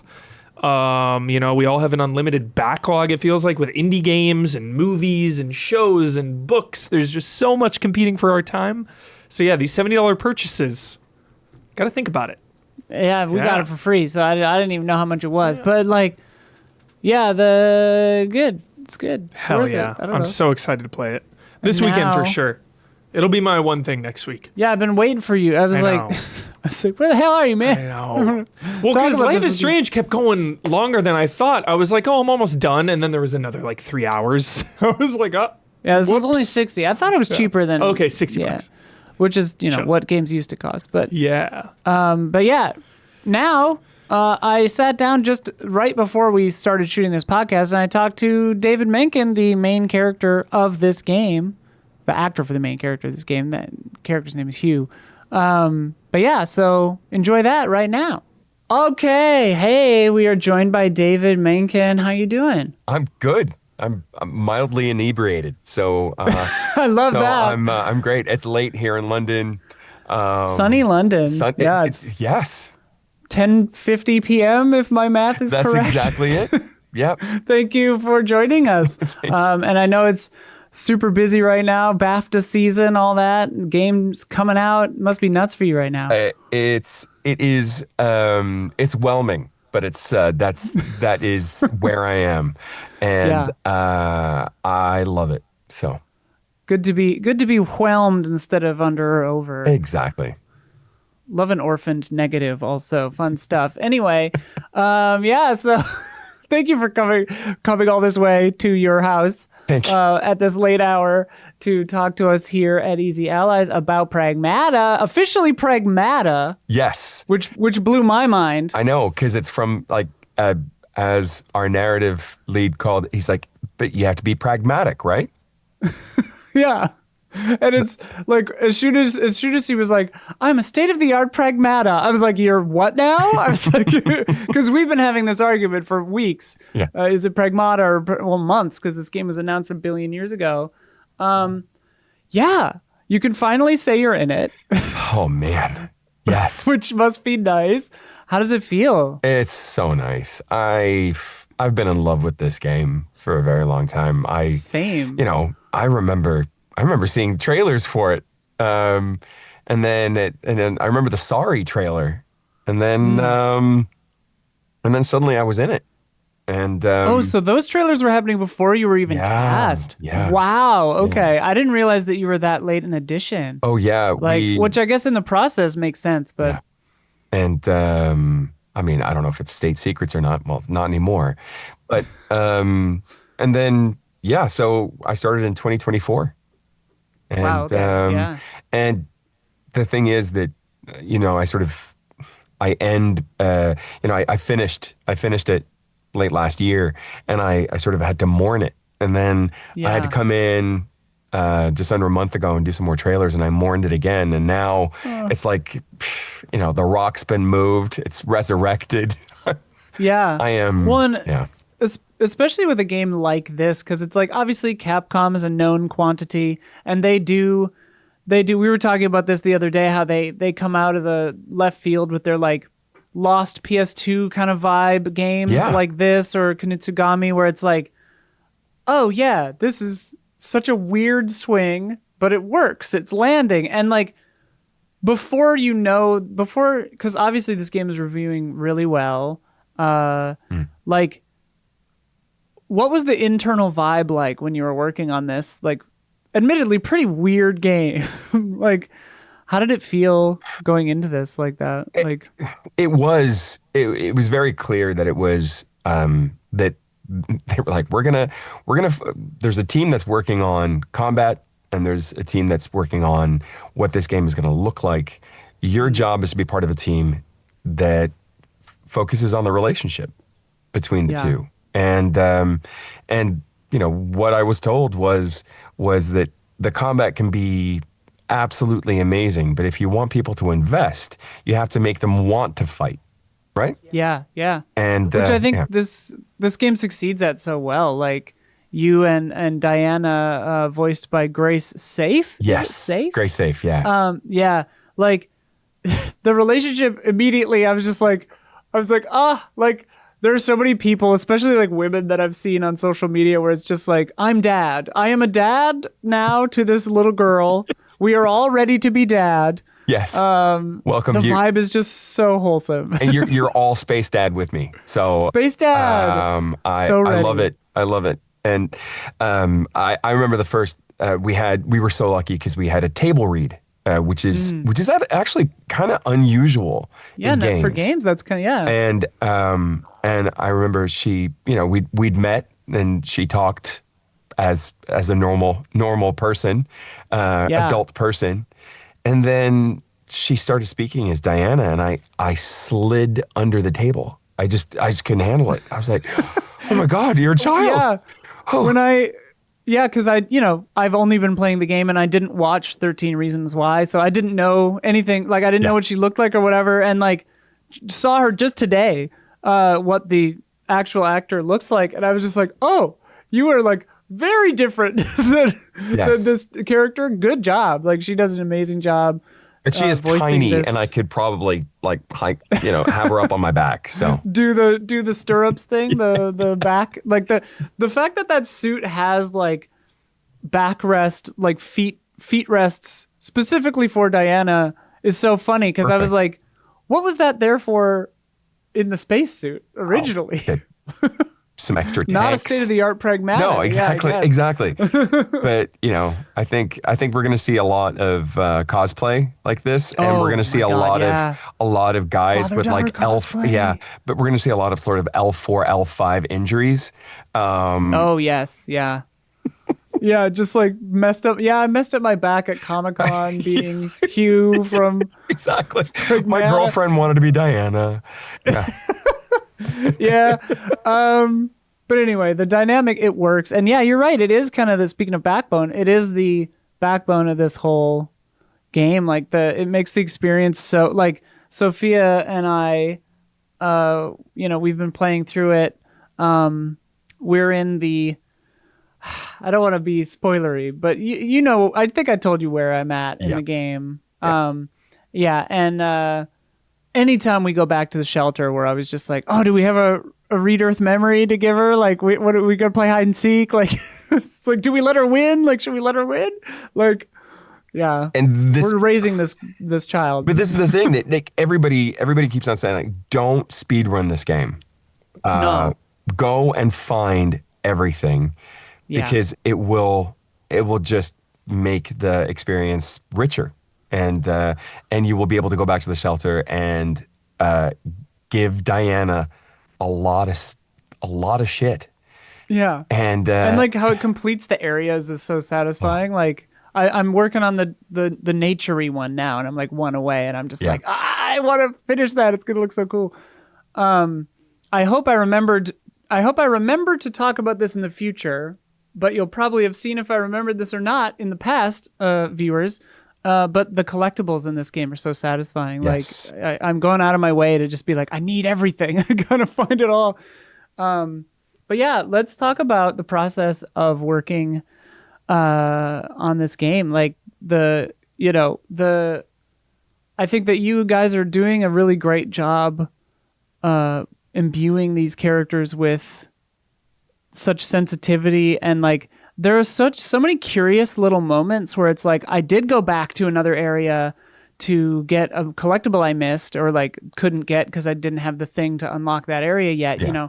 And then you and Diana will just strike up a conversation about like kind of heavy, like talking about one that just happened is talking about like your crew, Yeah. which at the very, very beginning of the game, there's only one main character of the playable character. And like, I was like, is this dynamic? Like this just kind of happened, but like there's so much sensitivity in it. And like, cause some of this dialogue could have come across pretty wooden.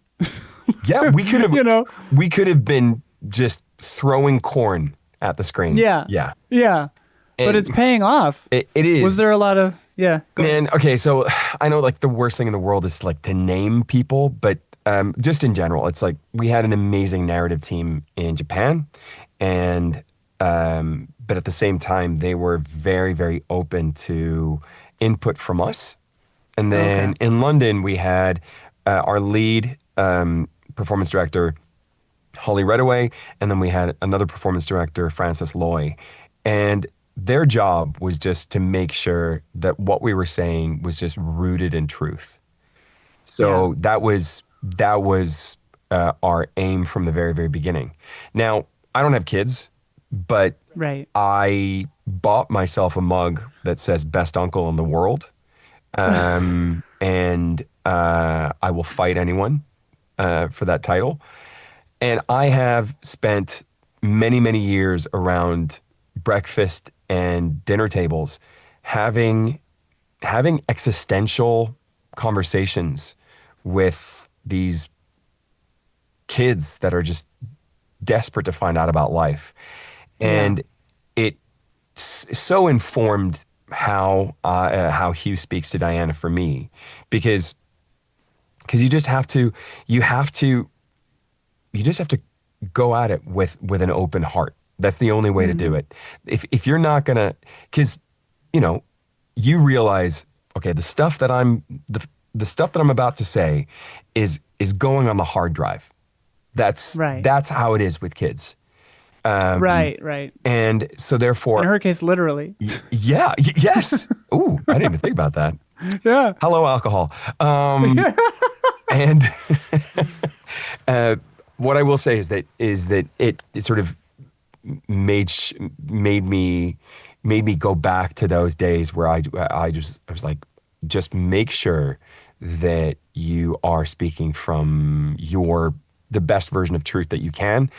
And of course, at the same time, there's certain things that you need to protect this person from. Yeah. And I've appreciated that. And there have been a lot of moments of like sternness and like you're telling the truth, but you're kind of like shading it in a way, to this character where you're like, you don't need to exactly know the full context of death right now, but like this is what happened to them, like it's good. It's very resonant. Yeah. I feel that coming through. And the concept of a soul. Right. What is a soul? What makes a living being have a soul? And you just you go, whoa, that's a very, very, very, very big question. And I'm not a priest or a rabbi, or a guru. So so thankfully someone else wrote that for me. But The answers are pretty cogent, I would say. Yeah. Yeah. And, you know, there are people on this narrative team that have kids, and you can tell. Yeah, for sure. Yeah, it's funny. Somebody wrote an article about that, how it's like we've moved into the like, and I wish I could remember who wrote this or what it was on, but like we've moved into the dad era of gaming because so many devs have kids now and they want to tell stories about what they know. And it's like being a dad, you know, it's like Dad of Boy and any number of other examples. But on that, it's this thing where, you know, for the most part, people write sad dad, right? Right. It's, you know, there's, I don't know, have you heard of the film term fridging? Mm-hmm, yeah. Yeah. Which is, you know, like in order for the protagonist to do the thing that they have to do, they first have to violently lose a loved one.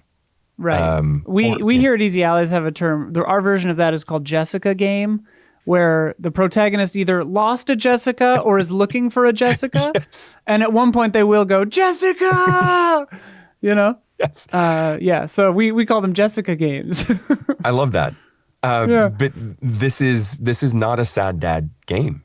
There's a lot of there's loss and sadness and turmoil and fearing for your life and all that kind of stuff. But in the relationship with this young companion, I guess, is that it is hopeful and it's earnest and I mean, God, when I'm saying it out loud, I'm making it sound boring, but it just isn't.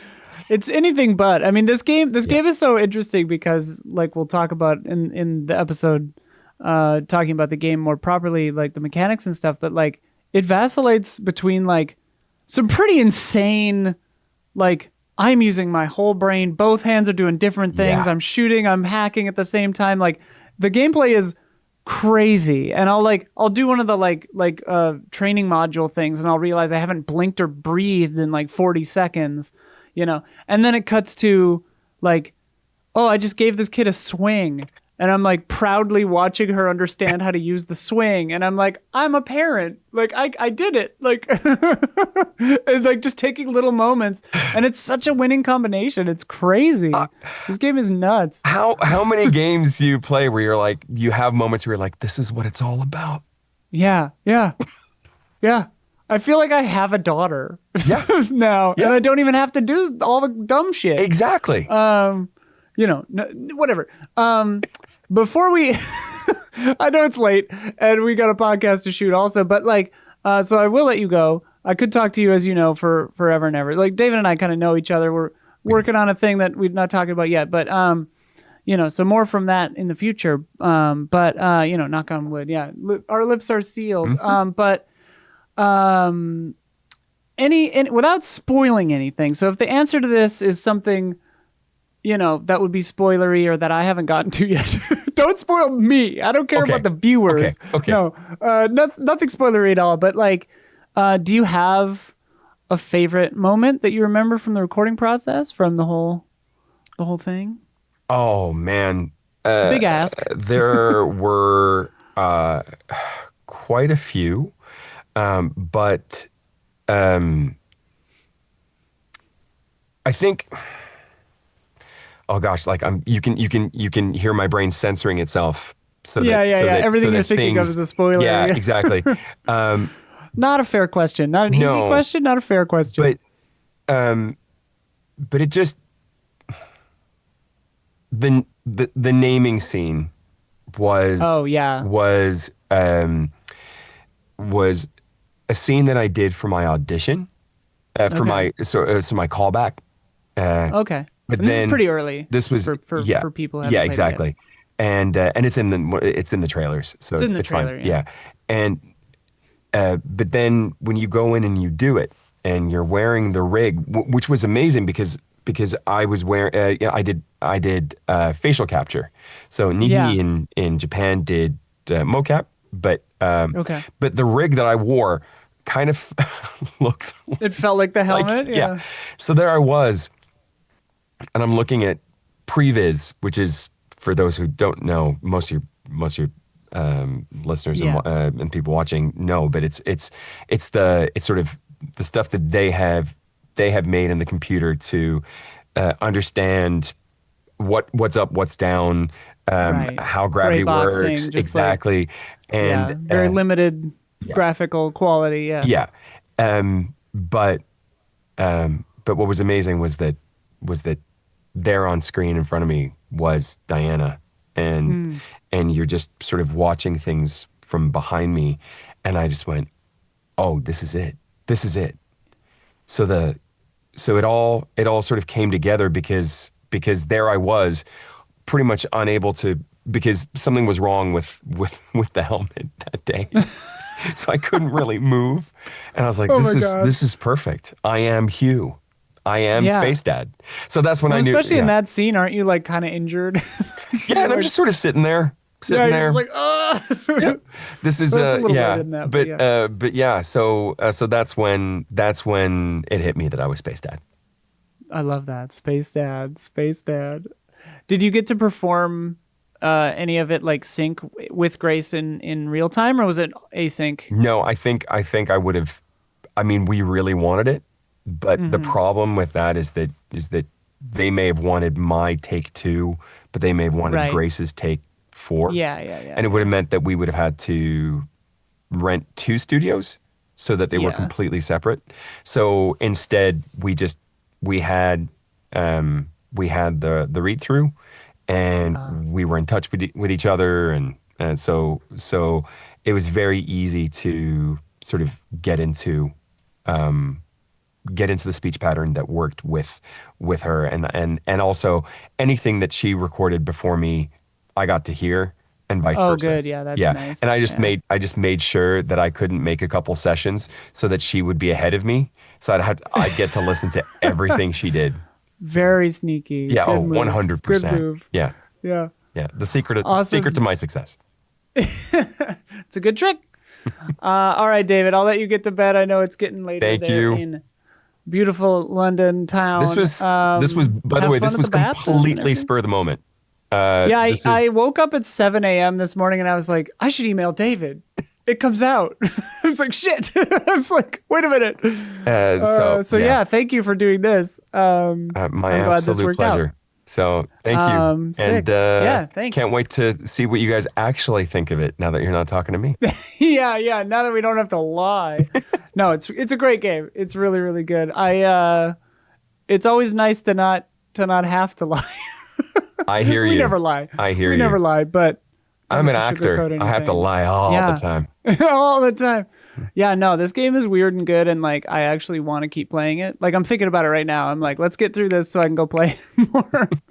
I was trying to beat it before today. Didn't have time, but almost there, I think. I don't know. Okay. The characters think that they're almost there, but I suspect that maybe we're not. But who knows? Maybe. You'll have to send me a message when. Yeah, you'll have to send me a message when you're done. I will for sure. I hope it. Nothing better happened to my baby girl. You bastards. Yeah. All right. Thanks, David. We'll talk again soon. See you soon. Bye. All right. Next up, for $30, $30 US, Whoa. Mouse PI for Hire. Yeah. Wow, this game, they showed it and I was a little, not dismissive, but I was not a believer just yet. I was like, oh, that could be cool, but it was right in that wave of like the Winnie the Pooh this version shit. Of Mickey Mouse is public domain now. Yeah. So when they announced it, it was kind of just, it felt like they were exploiting that whole edgy rated R Disney vibe, right? Yeah. So I was like, we'll see. But then over time, they started showing more and more of this game, and I got really, really interested. And then, of course, the voice cast is A+. Our lead character is voiced by none other than Troy Baker, bringing a little extra gravitas to this game, if you will. So Mouse PI for Hire, it is a investigative boomer shooter. There's a little bit, tiny little dash of immersive sim on here, but it's really not. It's not. Don't let me get your hopes up. But there are times when things are a little slower paced. You can kind of sneak around in the vents. You know, there's lock picking, stuff like that. Weirdly, I have like slight like BioShock energy. Sure, the weapons are awesome. Okay. Yeah. I mean, that's just from B-roll and yeah. Total BioShock vibes. Again, way more boomer shooter though than immersive sim. Okay. So don't get your hopes up for that part of it. But yeah, you play as Jack Pepper, PI, and you get called into this case, and you're looking for like a missing person. And of course, you know, one thing just keeps leading to another. A classic Gumshoe, Maltese Falcon, Humphrey Bogart vibe, right? The big sleep. And like a traditional level is, you know, if you've played Duke Nukem or Doom, you know, Duke Nukem is kind of the thing I can compare it to the most, where you go in these really nice realized... OG Duke Nukem? Yeah, Duke Nukem 3D. Yeah. You go into these really awesome locations. Like one of the earliest locations, Opera House. Love an opera house. It's fucking Ghost Protocol vibes. There's going to be an assassination at the Opera House. Okay, Tenet. Yes. So you're going to the opera. Take that, Chalamet. And I have tickets to the opera. It's so awesome. In May, we're going to the opera. It's so awesome. So yeah, you go to the opera, and like a traditional level, you know, enemies are coming at you with clubs and bats. There are other enemies, ranged enemies that have Tommy guns. Ammo is pretty limited. It's everywhere, but like you can only hold so much. So it can get pretty intense trying to manage that. Like I've ran out of pistol ammo often. Okay. The shotgun is really cool. The lock picking game is like this game of Snake where you have to go through because there is an economy in this game. You can find money throughout the levels. You can use that to go to shops and buy weapons and items. Now, a couple of my favorite things in video games are in this game. First up, there's an overworld where you can drive around and go to any level you want. A lot of them are locked, but you can like revisit levels. Sure. So it's like this top-down overworld map where you have your little car and you drive around the city and you can go to level. Nice. In between the levels, there is your hub area.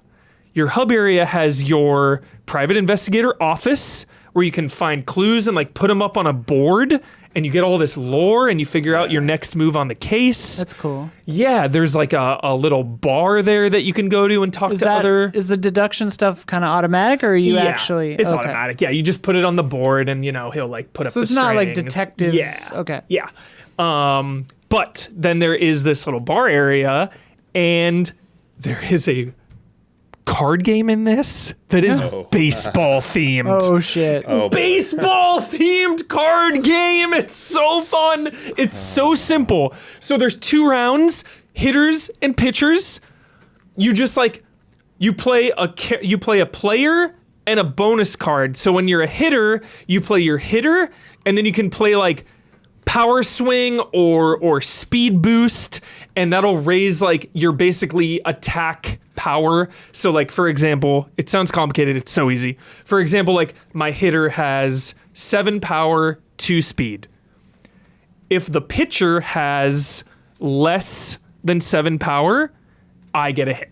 Okay. And because my speed is 2, it's a double. I take 2 bases. Okay. So like, yeah.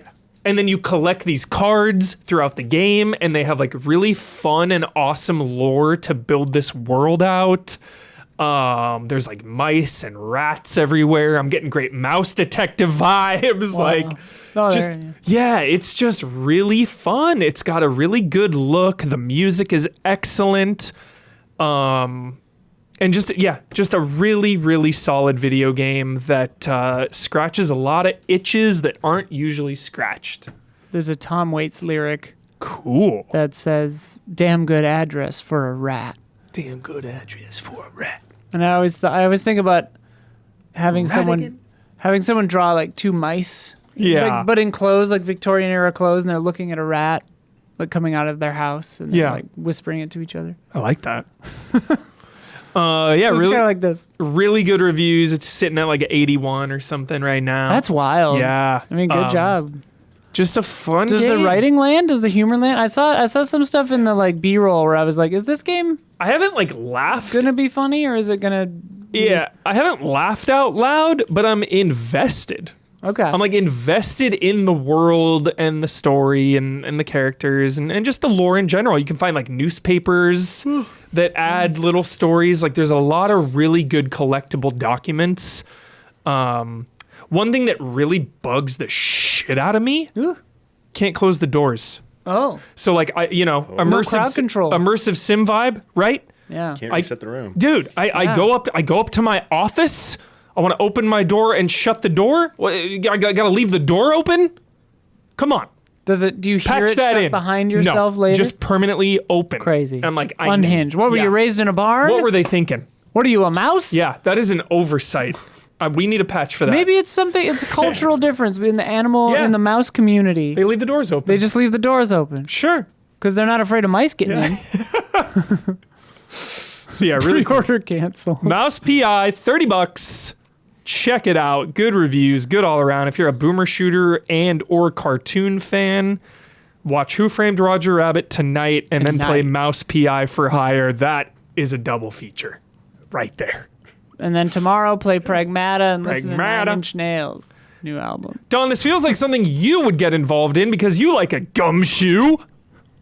Yeah, it looks super fun to me. I definitely want to try this one out. I've been interested in it since they first showed it off. And as soon as I heard that there's actually cases and sort of a little bit of investigation and stuff to go around. Yeah. How'd the areas feel in terms of did it not feel too level? But when you went to different parts of town, is it like I'm in this little part of town or does it just feel like I'm in this stage? Totally feels like a part of town, Don. I love that because even when you go out to town, one of the levels I'm at now is like the bayou area. So you drive out of town. There's like a little roadhouse diner that's a separate area that you can stop at. So I was like, all right, let me stop at the diner real quick, collect some things, talk to some people, then come out, go to the actual level. And, a big difference from the opera, it was like, okay, there's like trees and woodlands and... So yeah, just really cool stages and That's pretty tight. just a cool game all around. Really cool. I'm looking forward to checking it out. It looks really fun. Yeah. Alrighty, it is time for Love and Respect.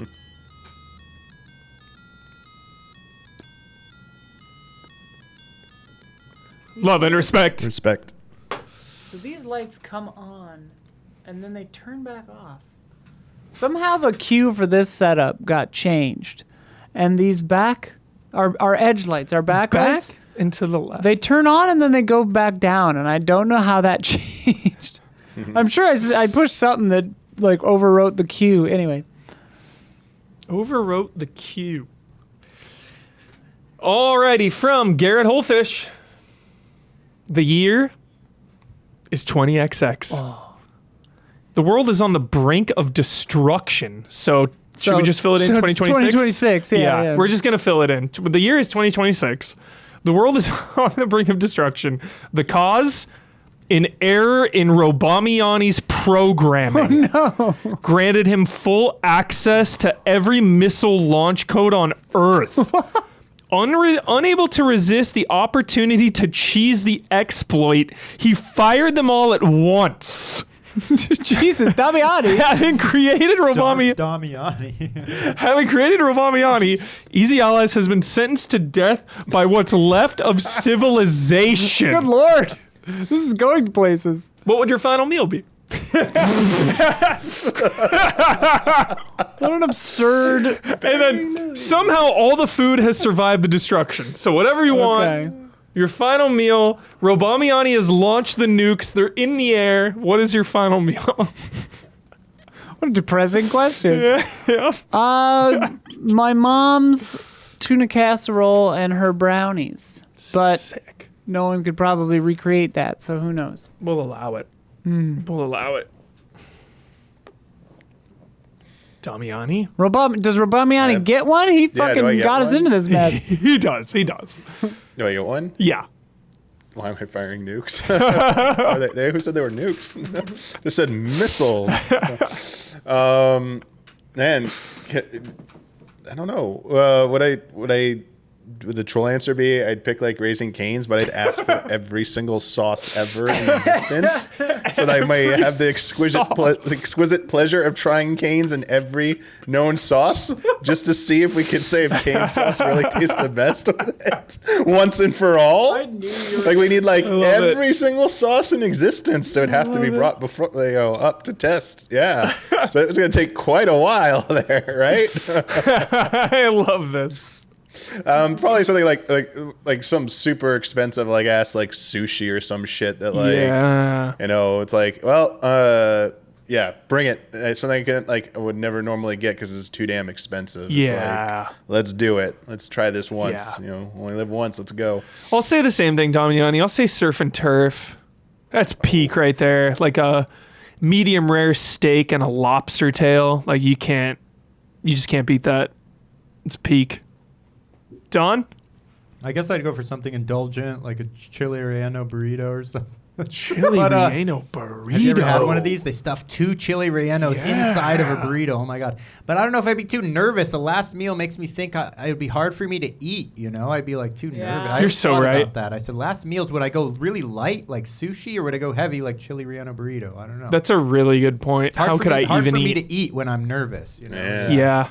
See, I thought Don would pick a pizza and then flip it on his captors and distract them with that so he can save make all his of us. escape. Save all of Like a us. pizza, just a pizza. Yeah, and then they use stops the for a Yule one-liner. That's how you flip the pizza. Attach the C4 to the wall. Yeah, Yule scum, but it's C4.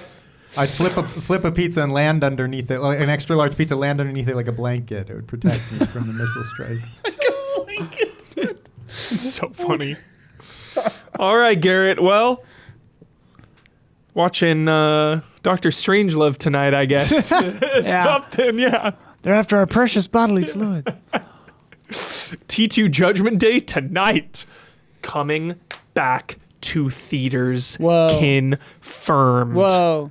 Yes. I pray to 35th God, anniversary. I pray that they release it in 3D because they remastered that movie in 3D and it released it in the theater, like, I don't know when it was, 2016 or something. Awesome 3D edition. I really hope they release that in the theater. I would do it. I would watch it in 3D for you, Don. It is really nice. I went on that Terminator 4D ride so many times. In At Florida. Universal?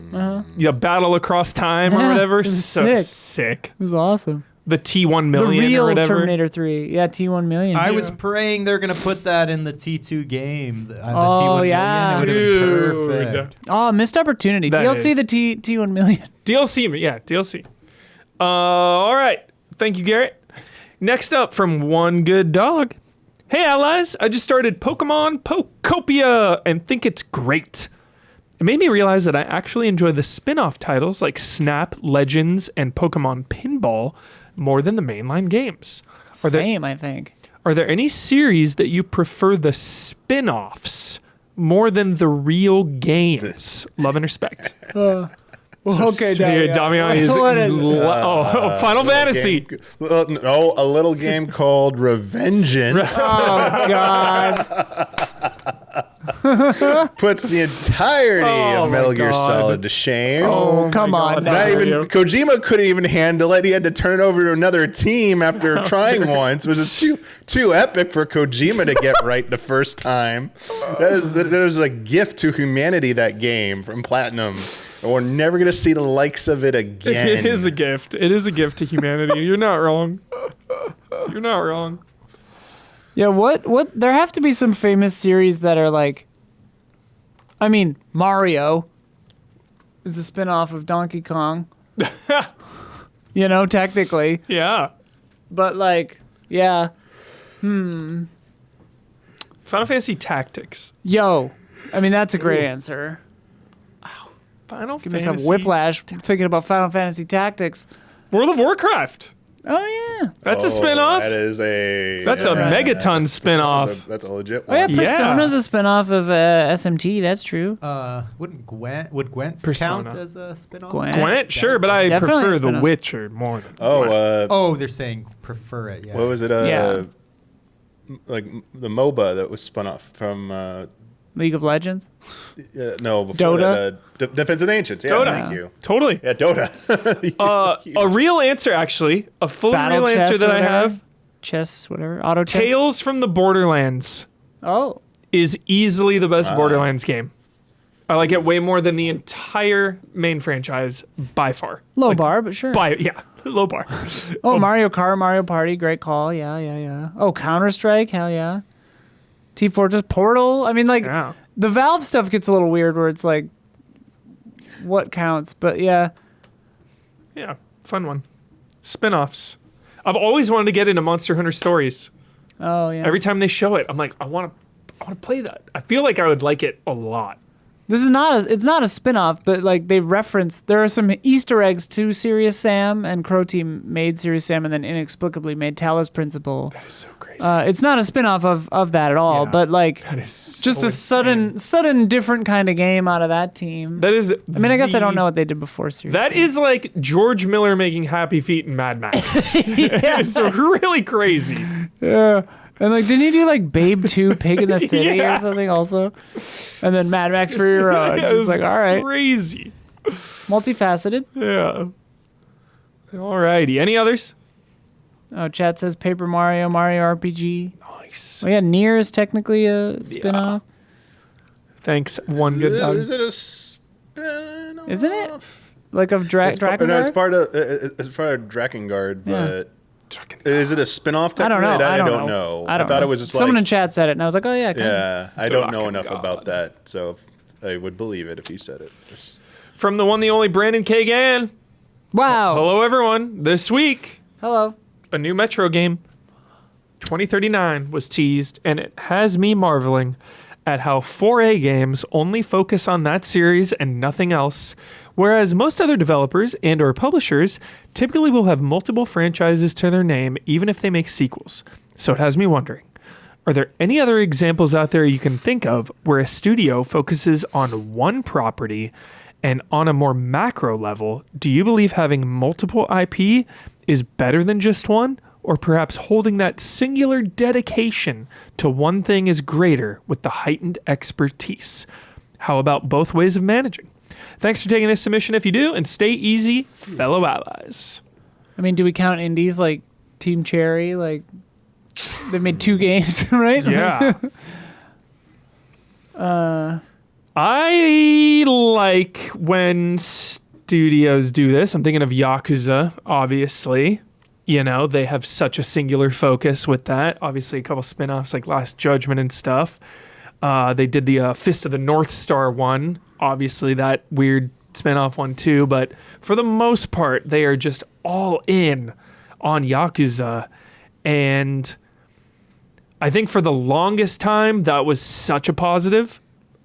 They were just really cranking those games out sounds like negative, but it's like, no, they were putting those games out efficiently and high quality. I feel like now though we're getting a little fatigued with it. Just the general sense Wow. of Yakuza is like, If you're all getting right, fatigued, yeah. then you know it's people are getting fatigued. Yeah, it's like, all right, let's take a beat maybe. I But think yeah. it depends so much on team size, right? Where it's like if you're 6 people and you made Hollow Knight, like you're gonna make Silk Song, you know. But like humanity and like a portfolio, diversity breeds strength, right? Like it's good. So if you're a bigger company, you'd be insane to focus on just one thing, probably. Yeah. So yeah, it kind of depends on your scale, Yeah. you know. And like some teams have made just one game and their next game is like kind of that same vibe. Yeah. Or like people are like, what's their next thing going to be? Who knows, you know? Yeah. But yeah. Thinking of CD Projekt just doing so much Witcher and then like randomly Cyberpunk. Yeah. Now we're back to The Witcher. The Witcher 4 is going to be next. Did you guys see that Kickstarter for the Cyberpunk trading card game? No. Trading card game? I think one of the most funded Kickstarters in history, if not the Whoa. most.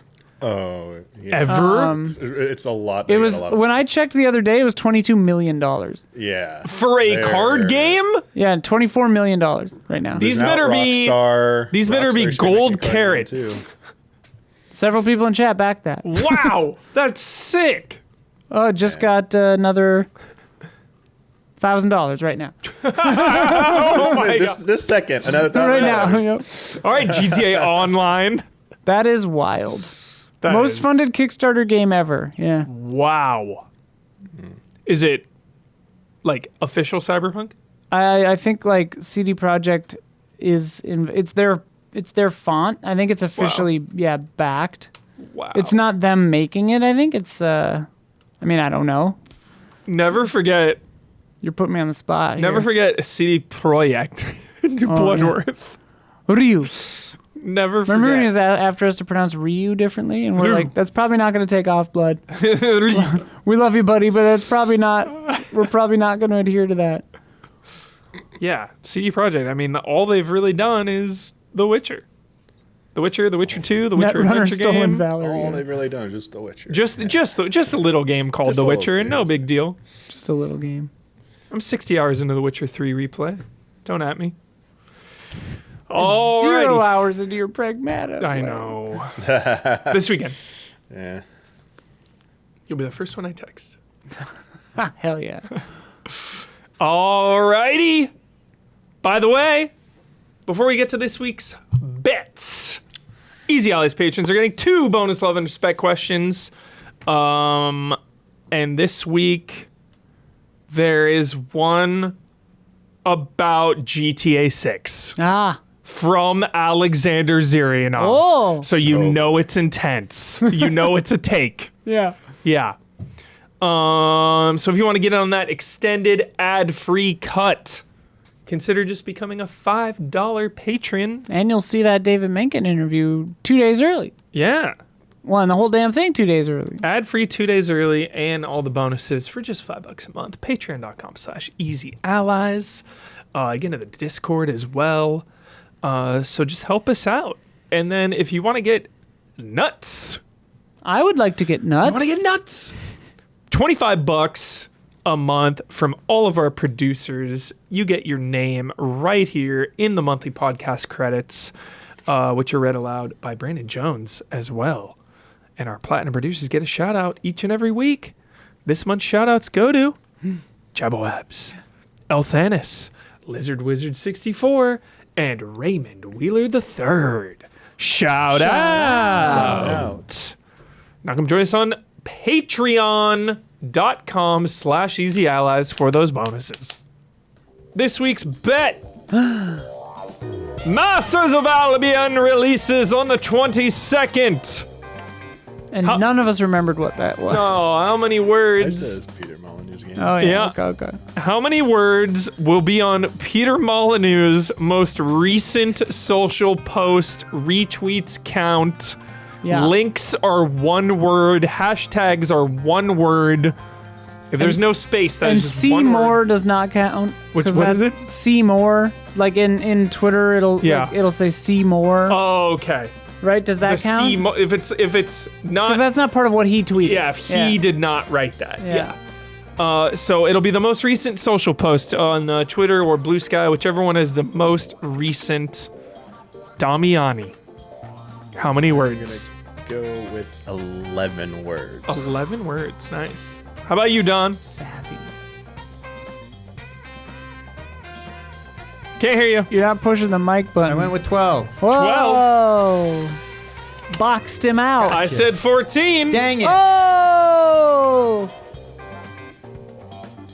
15. I said 8. Okay. If it's just if Eight. it's just The under. out now, I got the under. You have the under. Excellent. And it could be not even related to the game. Right. Just a recent, His most recent retweet had 33. like, I got sued or something. 3 words. His most recent retweet had 33, but his most recent post was like 7 or 10 or something. So I was like, who knows? We were talking. There it is. Huh? Before this podcast started, we're like, what are we forgetting? What? Feels like we forgot something. I forgot to count the bet. I knew you were gonna forget to count the bet. I did everything else. You did a good job. Yeah, everything else. Huber. I forgot the bet. I didn't count the Huber did bets. this rundown today. Yeah. I did not count the Mouse PI Mickeys in the top 10 Open Critic reviews. So we'll just save it for next time. It's fine. We'll just save it. Let me. Bump it. We'll just bump it. I'm gonna go to the top one. That's what was Okay. fun. I'm curious. Just to see the top 1. I like this. Mouse PI for hire. Mickey. How do you normally? It's gonna be like 0 or 7 right out of the gate. Yeah, I mean, would you take top left in this case? Yeah, Like, Eurogamer? Hell yeah, always Eurogamer? Eurogamer, and we love Eurogamer. All right, I consent. Whatever. Eurogamer. Find 4 out of 5 stars, Eurogamer. Let's go. 1 in the body, 1 in a link afterwards that doesn't count. So 1. 1. Love that. There it is. We're on the That's board. good for me. I mean, shit. Should I just do it? We're on the Should I just board. do this? It'll take. Okay, well, PC Gamer has Mickey in the tagline, and that's it. Just 1. So we're at 2. We're at 2. Okay. IGN. IGN gave it a 6 out of 10. That's harsh. IGN 0 Mickeys. 0. Dang it. So we're at 2. We need someone The to have gamer? at least 2. The gamer goes. Let's get 2 0. or 3. 0. 0 from the gamer? Yeah, usually they're. Oh, now we need one of these to come up with 3 or 4. Yeah. I forgot what I GameSpot. said. GameSpot 0. 0. Oh no, I need someone to come through and deliver big now. Oh, He's kind of excited to just do this in real time. I've got the high. I'm hosed. We need a big one here. We need a 7 spot. Giant Bomb 1. 1. We're at Are you 3. keeping track of this? Okay. Yep, we're at 3. How many have I done? 1, 2, 3, 4, 5, 6. Okay, 6. 4 to go. Oh my God, we're Dual hosed. Shockers. Dual Shockers, dude. You have like 10. 0. No. No. Unless this searching methodology No. is not accurate. This is. I hope it's a Game Rant 0. No. good. Mickey Mouse. Wait, but didn't you get the low? You should be good. No, I'm the high. Oh, you're wait. the high. Oh, I am the low. I was looking at this week's bet. Oh, this is good. Hubert's right on the money. We need 0. We need 0. Okay, 2 to go. 2 to go. Push square. Oh, I've got this. Unless someone uses it like 20 times. We've already gone through 9 reviews. 8 reviews. Okay, 0. 0. That's 8 reviews. Last one, cog connected, That was code 10. That was connected. fast. 1. 4. And I said 5. Yes. Wow. Huber takes it. Hell yeah. 4 Mickeys. I like that 4 different reviews shouted out the mouse. Yeah. When you're in the House of Mouse, The you House of gotta Mouse. pay your respects. Hell yeah. Alrighty, bringing the newest scores to Dawn Strawberries and Cream and Huber, the 2-time defending World Series champion Los Angeles Dodgers, both to 6. Heating up, we got a match. Oh yeah, I got 5. you're right there. I'm right on your ass. Yeah. Okay. All right. Somehow- Wild card's getting fucked. Yeah. Damiani also way back And there. Damiani, the Straw Hat Pirates, in a little bit of a rough patch here. Need some devil fruits. I missed a few. Yeah. I'm gonna be missing one next week too. So Yeah. Alrighty, promotions. Check out Isla's interview. It's in this episode. Check it out if you missed it. If you were skipping around. If you're hearing this, you Yeah. should have seen it. What else? What are we promoting, everybody? Anybody got anything? If you missed anything from our 10-year Yeah. marathon stream, that was a great time. We had a really fun time. And thanks to the generous support of everybody, Yeah. we got a fog machine coming in. We got Jonesy a Switch 2. He just streamed Pokopia the other day for 4 hours. That was a lot of fun. Yeah, we've been having a good time. So yeah, thanks for all of that. Thanks for 10 years. It's been crazy. Hell yeah. I concur. Shout out to anything on my mind. It's this week of video games. We got a lot of good stuff. A lot of good, just April. April's been firing on all cylinders. It's crazy. You know? I haven't even had the chance to play that yet, but Crimson Desert sold 5 million. Life is Strange Reunion is out. Mouse PI is out. Pragmata is out. Things are just popping off. We got more coming out. I feel like there was a movie coming out. I mean, just Terminator 2 35th anniversary. Shout out. Let's go. Final word. Don't buy a shark card in GTA Online. Do not purchase. Just don't do it. They have enough money. 6 is coming out. You can live without this. You don't need this. How am I gonna pimp my ride though? Remember when it came out that Pimp My Ride was like scandalous and sketch? Really? Yeah, there was some like behind the scenes of just like Sometimes I drive by that building. Yeah. Up in Burbank or whatever. some of the people that like came out years later that had the cars. They were like, "Yeah, my car sucked. It like broke down in like 6 months." Oh It shit, was I didn't know yeah, about it was that. just like I mean, the show was called haphazardly- Pimp My Ride. That's kind of a red flag. Love and respect. We will see you next week. See you Tuesday.